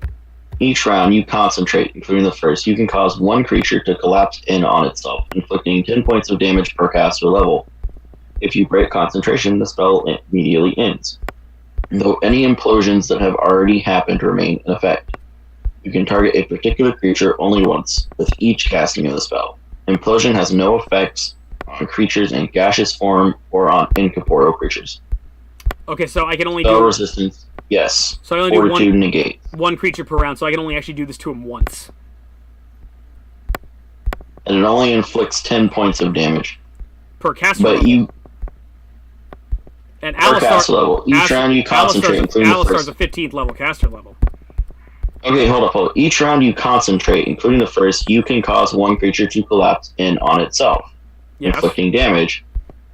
So you can do it the same creature each round. It's just you can only target one creature each round. Okay, but it's like 1d10 per caster level, right? No, it's flat 10 points. It just does 10 points per caster level. 10 points per caster level. Yes. He's a 15th it's level. It's not a roll. He's a 15th level caster level, so it'll do 150 damage to him. Yes. Yeah. All right. Let me. I'm up to one round. He's 15 level, so he gets seven uses, 7 rounds he can use it. Okay. Well, so long as he keeps concentrating. That is what we're gonna do. And I'm just double checking it myself actually. Imprisonment, implosion. Here we go. Unfortunately, this is why clerics are busted. Here's the problem, though. We have to factor in spell resistance. And Nethralatoga probably has spell resistance. It is affected by spell resistance, and Fortitude does negate it. Okay, so he starts casting implosion on him, and where are special qualities? Special qualities, divine qualities. See above, damage reduction. Blah blah blah. Fast. Ooh, that's not good.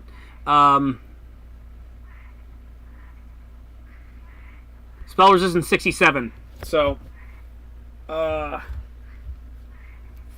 starts casting implosion on him. He only has a plus 15 bonus. He gets 31, which is nice, but doesn't beat his spell resistance. He casts implosion on him. Oh, that hurts so bad. He shrugs it off, and it doesn't do anything to him. It would have been great if I got through that spell resistance. Okay, you're up, I think. Yes.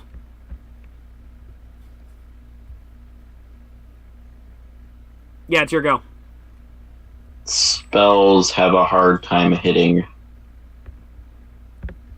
Your spell resistance is higher than his. His spell resistance is 67. You have 100. I know, but at the same time, I'll have a hard time hitting him with spells because of that.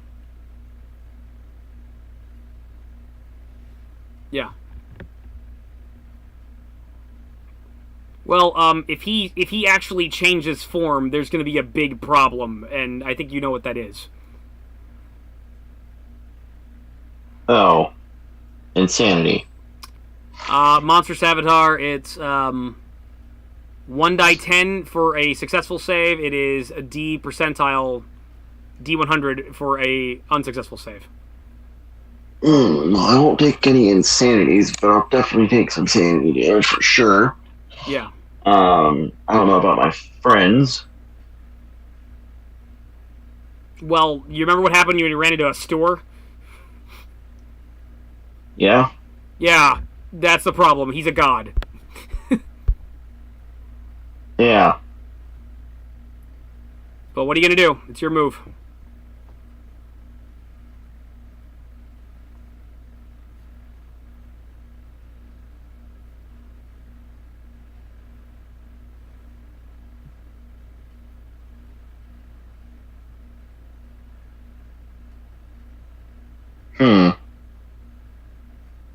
That's creative.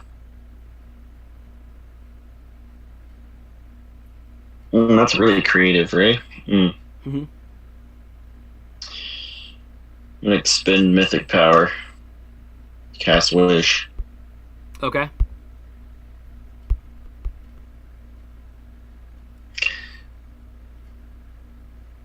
Say, I wish I had the gods here to help me fight this fight. Okay. He crosses his arms and is like, you depend on that spell way too much. Roll a d100. I what? Roll a d100. What did he say? You depend on that spell way too much. Roll a d100. 83. Okay. Roll again. Oh. 74. Okay. Roll again. 36. Okay. The sky darkens, thunders in the sky, and something opens up, and gods start descending. You have 10 gods at your disposal. The problem is, I didn't say which gods. So now we have to pick. I don't like... You don't like what? I don't like my odds of the sky turning dark, though. Yes. Well, so I have to pick 10 gods for you now. So, you know what time that means. We're going into Eddie's big list of books to see what happens. This might take a while. The vampire, calling forth the power of the gods to help fight the pseudo-deity he worked for. Yes. And...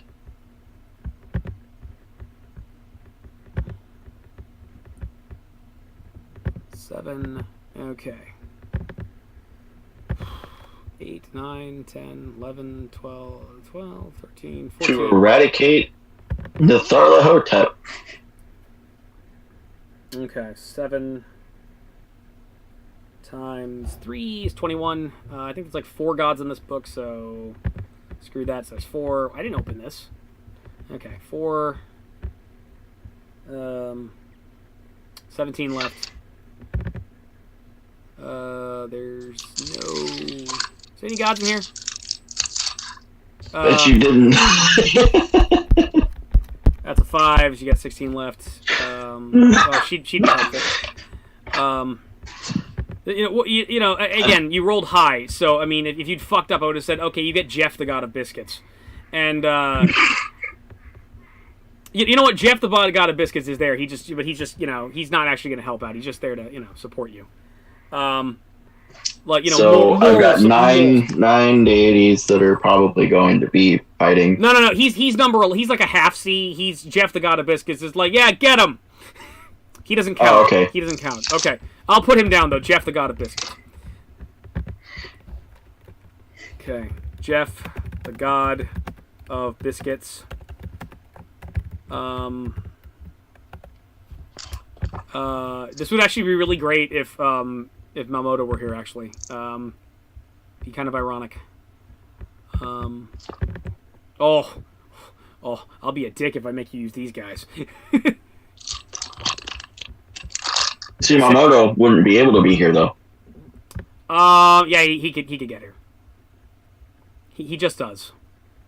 He just, you know, it just happens. It just deal with it. It's like, you know, he follows you somehow. Turns out the whole time he's just an hallucination. Well, I mean, that's how I treat him, but he's not. He's kind of a god too. So, all right, I had 14 left. I'm just picking the first one. That's the only problem with this. It's like I gotta pick gods now. 1. All right, 2. It doesn't mean you get good gods. It doesn't mean you get people like Cord or something like that. You know. Hey.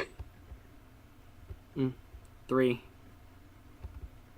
I just went from not having a chance to having a chance. That's true. That's true. I think that's a pretty big step. I think so too. 3. And I think it's a pretty creative way to go about taking that pretty big step. I think so too.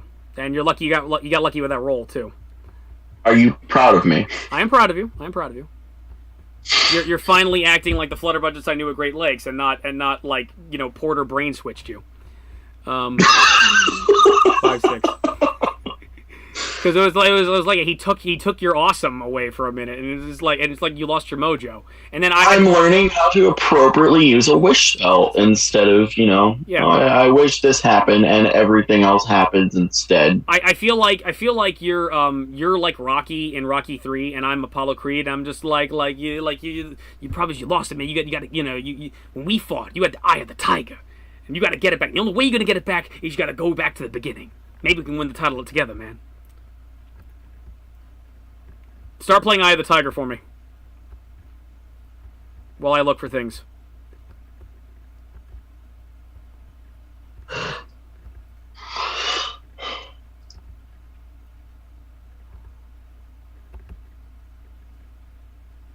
It's a lot of orders of this one god. Okay, that's 7, so I got 7 more.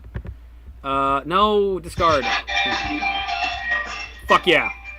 6 more. Ooh, Star Trek. I don't know how to handle this, but if there's a chance that Q shows up. Oh, I got double added by the same ad. It's okay. It's still good. It's still good.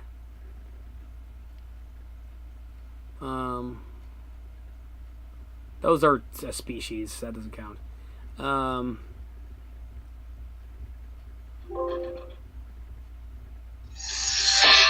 Fuck yeah. Yeah!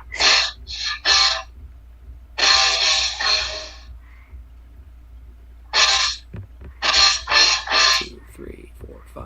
Alright.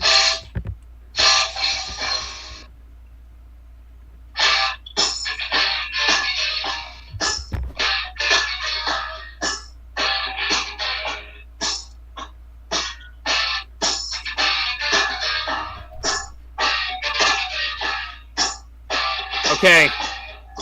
This first thing I don't know how to stat.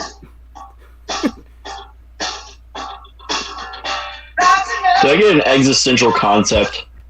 Yeah, you kind of did. So, the first person that shows up is the Christian God. Yahweh. See, here's what happened. I landed on a Highlander book, and they're all about holy ground in it.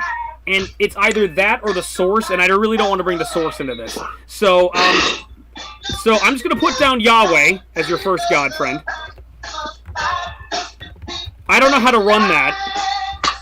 Thank you, Jesus. Jesus hath saved me yet again. A light opens up in the sky, and Atharla Hotep looks genuinely scared as some kind of glowing light that he cannot fathom is appeared. Now, to balance it out, I think I'm going to use Azathoth for God's stats, if that's okay. I don't know if that's sacrilegious or not. God doesn't have stats. He is just I need to there. give him stats for this fight. I need... Infinite. No, that's the problem, because if I give you God, then that means you're instantly going to win. So, there has to be a chance you're going to lose. So, we're gonna... Okay, it's God... There was a chance it could have had no one. Okay, look. Otherwise, I have to build God as an over-deity. And not only will that take forever, and we don't have time, but on top of that, I might have to go to confession afterwards for feeling bad of, like I'll have to feel I go to the church, so why did you stat God? Don't you have faith that I'm infinite, Eddie? Don't you feel bad? And I will feel bad, because I'm a Catholic, and so it's just going to bother me. So whatever. Okay. It's okay, it's okay. God will forgive you, for this is a game, and it is not actually God. It is just a representation that is in a game. Yes. I still feel guilty, but... God, this will be the most awesome fight ever. It's the same thing as when you play like Skyrim, and you, as your character, goes and worships different deities in the game. Yeah. Okay. Even though you know they're not real. Yes. Okay, next god. We're rolling over. This is fantastic. I have the god helping. Yeah, I did not expect to roll that. The funny thing is I actually do have Testament, which is the Dungeons & Dragons Christian role-playing game, where it's set in biblical times. That's the entire point. It's like the biblical role-playing game. It's awesome.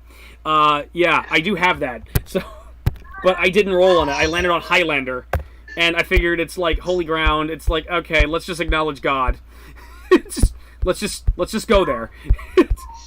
Okay, so speaking of, well, not God, but people inspired by him, after God, flying down is an angelic-like entity, which is Domiel the Mercy Bringer.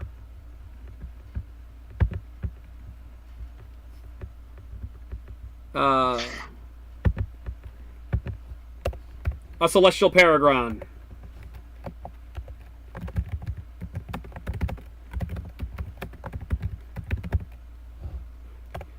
I just realized what I have to do. I have to roll initiative for God. So, okay. Third God is 1, 2, 3. No, is that? Yeah, there's a 3. 4, 5, 6,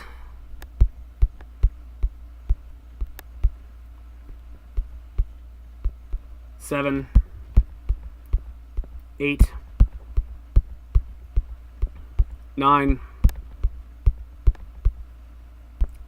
10. Okay, I don't know if this guy can fly, so he appears on a floating platform. The third god is Karash the Stalker.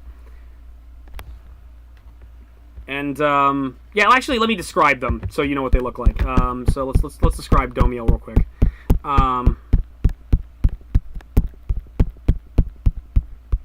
Okay. The celestial entity stands 12 feet tall and resembles an androgynous human with subtle masculine features. He has golden skin, black hair, and bright golden eyes that burn like a miniature sun's. His great wings are sheathed in golden feathers, and he wields a massive flaming greatsword. He is bare-chested, muscular, and doesn't wear armor. His handsome face burns a stern yet wise countenance. That's Domiel the Mercybringer. And now Karash the Stalker is, okay, Karash. A werewolf-like creature with topaz eyes steps from the shadows on all fours, measuring 10 feet long. Its lithe, muscular body is covered in a neatly groomed black and brown fur. It smiles broadly, revealing rows of sharp, pearly white fangs. And for let's say he's floating on Tensor's floating disc right now, just for simplicity, because I don't know if he can fly or not. Anyone where there might be a question, they're floating on Tensor's floating disc right now. So, Karash the Stalker. Okay. Fourth god.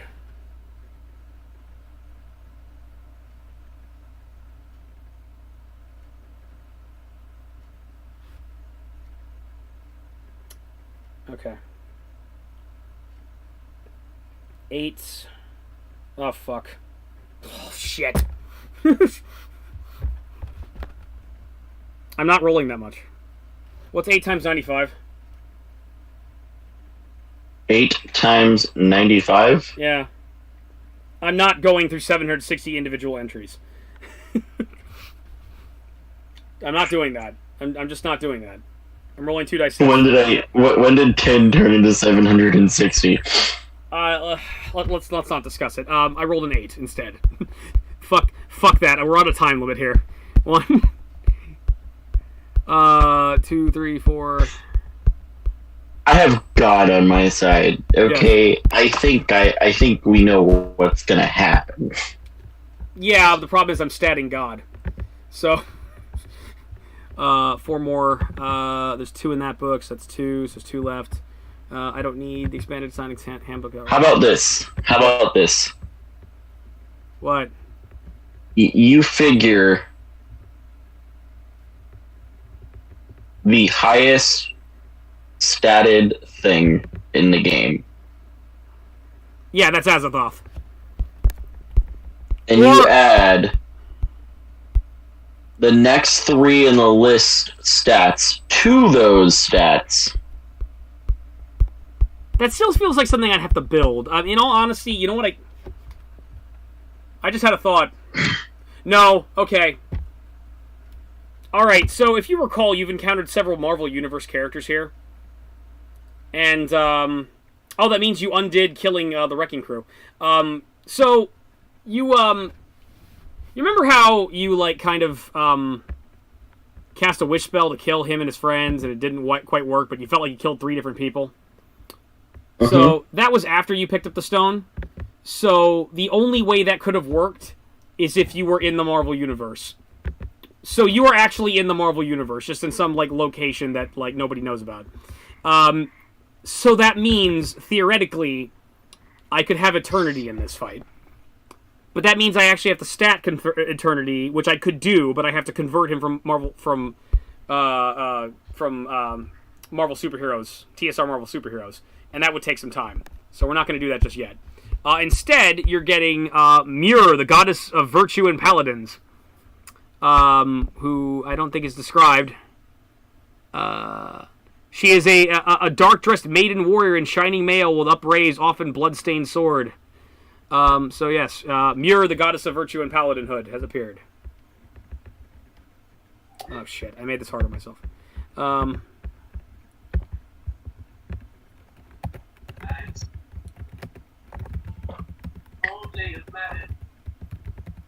Alright, play the Sephiroth theme. Oh, Wonder Wing Angel? Yes. Alright. Alright, the 5th god will be...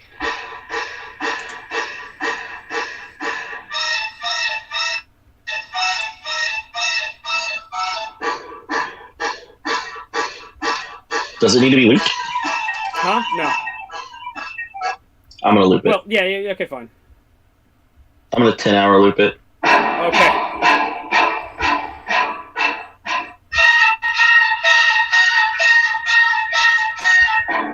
You can hear it pretty good, right? Yeah.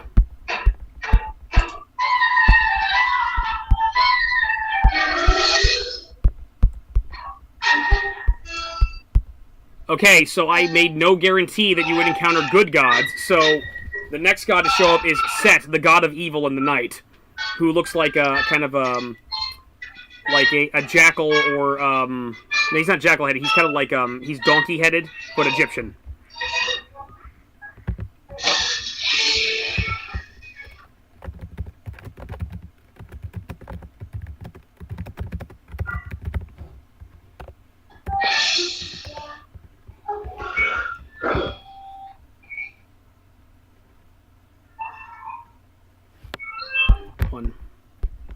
Okay.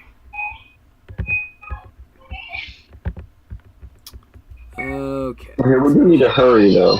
I'm moving as fast as I can. Well, you know, this is the type of thing where we could if it gets too late, we could just like stop and like carry it on until next time. This is a great like place to stop. It just I literally do have to find gods for you.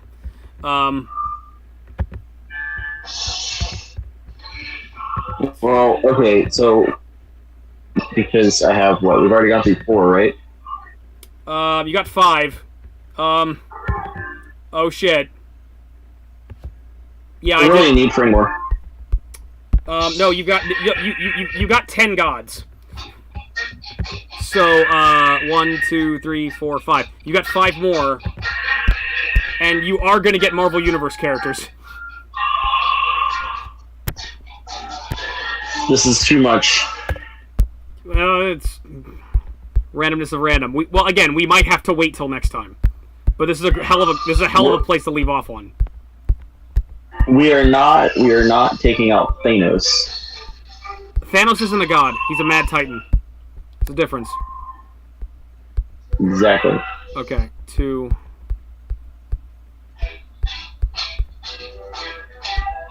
I say we leave off now. That gives you some time to figure things out and prep. Yeah. And then come back leaving here. Like, hey, you've got the Christian God to help you. Yeah. You have this God to help you. This God to help you. Yeah. All these other gods to help you. Yes. There's a thunderclap, and coming down, swirling a hammer, is Thor. Now, you're familiar with Thor of the multiverse, but this Thor looks a little bit different. He looks like, I don't know, Jack Kirby drew him. It's Marvel's Thor. You have God and Thor at your side. I think I really only needed God, but okay. Yeah. Listen, dude. It's a great old one. I want to make sure it's dead. Okay? It's God. It's God. You know, sometimes God needs help. God snaps his fingers and things happen. No, I can't do that. I can't stat that. I can't stat that, sir. I have to... You don't stat it. Well, here we are. And I have to make the game... Like, look, God will understand I have to make the game fair. And, God will not be too angry. You still have to tip the power balance. You still have to tip the power balance pretty fucking far. Yeah. Well, I'm hoping, like, one squeamish blast will settle the whole thing. Okay. I roll a 4. Loki, 1. Loki does not join the fight. Although that would be funny. Mastermind. Okay. Gods, come on. Entities, here we go. 2. How many do you have left to do? 3, 4. You got 4 more left. Okay, yeah. So in addition to God, next to God, it's like space bends itself, and again, you see that entity you saw in your vision, and it's that entity that basically was composed of the universe itself and stars, and it looks down at your ship, straight through your ship, and it smiles at you. Behold, eternity, the living embodiment of the Marvel Universe. Okay, so now you have 2. So now you've got God, and you got God's awesome brother. You know, who plays a guitar and rides a motorcycle. I've got 2 unstatted characters, essentially. Oh, he's statted. I just have to adapt him, but it's like class 5000, which is like, I don't know, 150 strength, 150 dexterity, 150 constitution, 150 intelligence, shit like that. Don't worry, I'll take care of it. Dad still has like 3 times that. Oh yeah. Oh well, if I have time to build him, I'm making him an over deity. So it's like that's required. So, at the very least, a level 21. Okay. All right. Okay. Cool.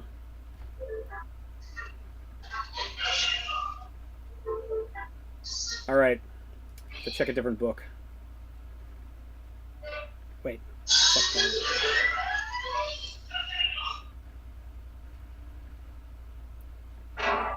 Ninth book.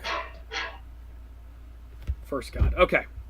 We're gonna step away from Marvel characters for a minute, or at least Marvel gods. Ninth book. First one. 1, 2, 3, 4, 5, 6, 7, 8, 9. Watchers Chronicles. What's in here? We have gods in here. These are Fantastic Four characters, X-Men characters. These are not character sheets. I can't work with this. Yeah, those are not character sheets. I can't roll with that.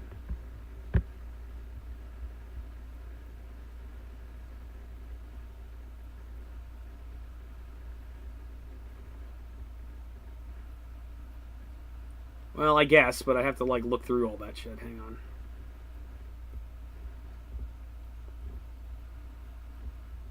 All right, fine. Let's do this.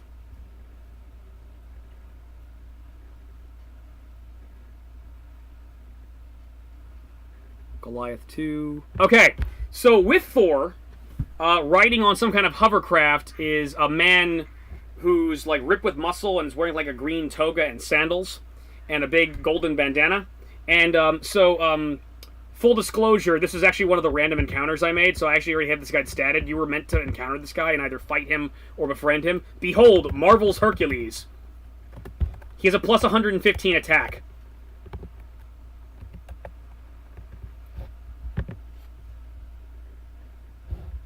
Still there, sir? Yes, I am here. Okay, 2 more gods. Alright, where was I?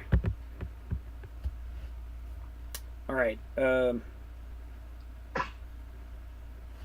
8. This is what happens when you make ridiculous wishes and you win. What happens? You force your DM to do... You force your DM to commit sacrilege, and make him have to go to church tomorrow. Okay, I don't know if Gilgamesh from, like, I'm gonna count Gilgamesh, like, in terms of my counting, because I don't know if that's, like, the actual demigod Gilgamesh, or if that's a different character, because I don't know that character in Marvel that well. But I'm gonna skip him. This is what happens when you make your freaking dungeon master give you crazy shit, and he has to go to church because he feels bad because he statted God. So, 2. All right. Blastar's not a god. The Collector's pretty powerful, but he's not a god. Deathbird's hot, but she's not a god. 2. Ooh, the Dreaming Celestial. 3. 4. I'll count the Grandmaster, but he's not showing up.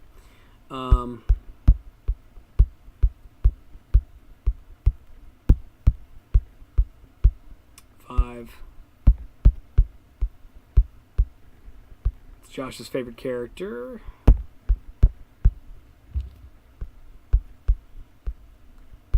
I'll count him too. 6.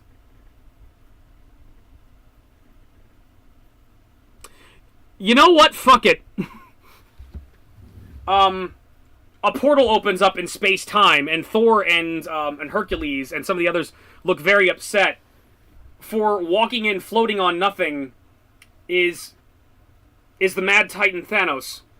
But a very specific Mad Titan Thanos, a very Josh Brolin-looking Mad Titan Thanos.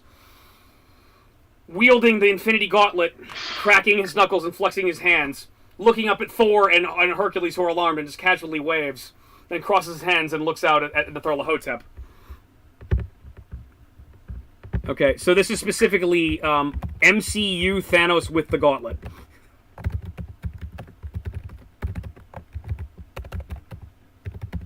So you're in the Marvel universe. Is this Infinity War all over again? This is Infinity War Thanos. After the events of Infinity War, where he destroyed half the universe and no one's come to stop him yet. And he's decided to answer the call. He's decided, oh, someone needs help. I'll happily help. I'm always here to help. And it does put a smile to my face. Oh, wow. This is literally the most ridiculous our games have been. This is you know, I always pride myself on making my games completely ridiculous, and I think I've outdone myself. We have to retire Flutterbudgets now. There's nothing better he can do. Yeah, well, and again, that's why we still have to have a fight to see if you die in this fight. This would be a hell of, one way or another, this is a hell of a way to go out. So, oh ho ho ho. Oh ho ho ho ho ho ho ho, if I roll well. I rolled a 9, but oh, if I landed on this guy.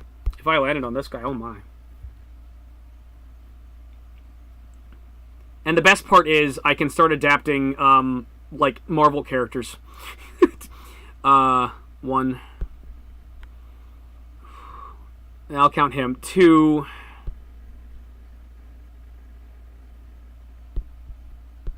They've got the power of a god, but they're not actually gods.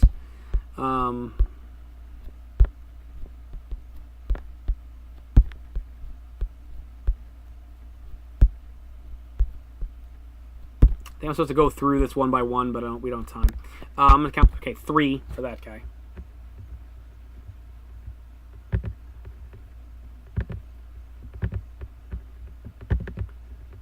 Okay. Now, I know they got more than one character sheet for this fucker.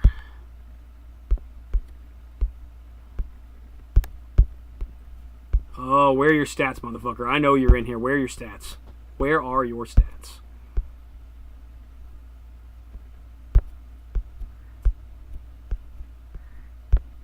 Maybe it's in the back. This is like an adventure book.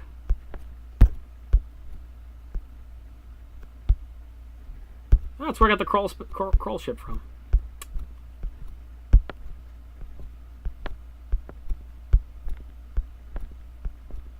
Okay, come on. Where are you? Where are you, you big, delicious, all-powerful son of a bitch? Roster book. There we go. Yeah. 4. 5, 6, 7, 8, 9. We already have him. He's already here in this fight. So...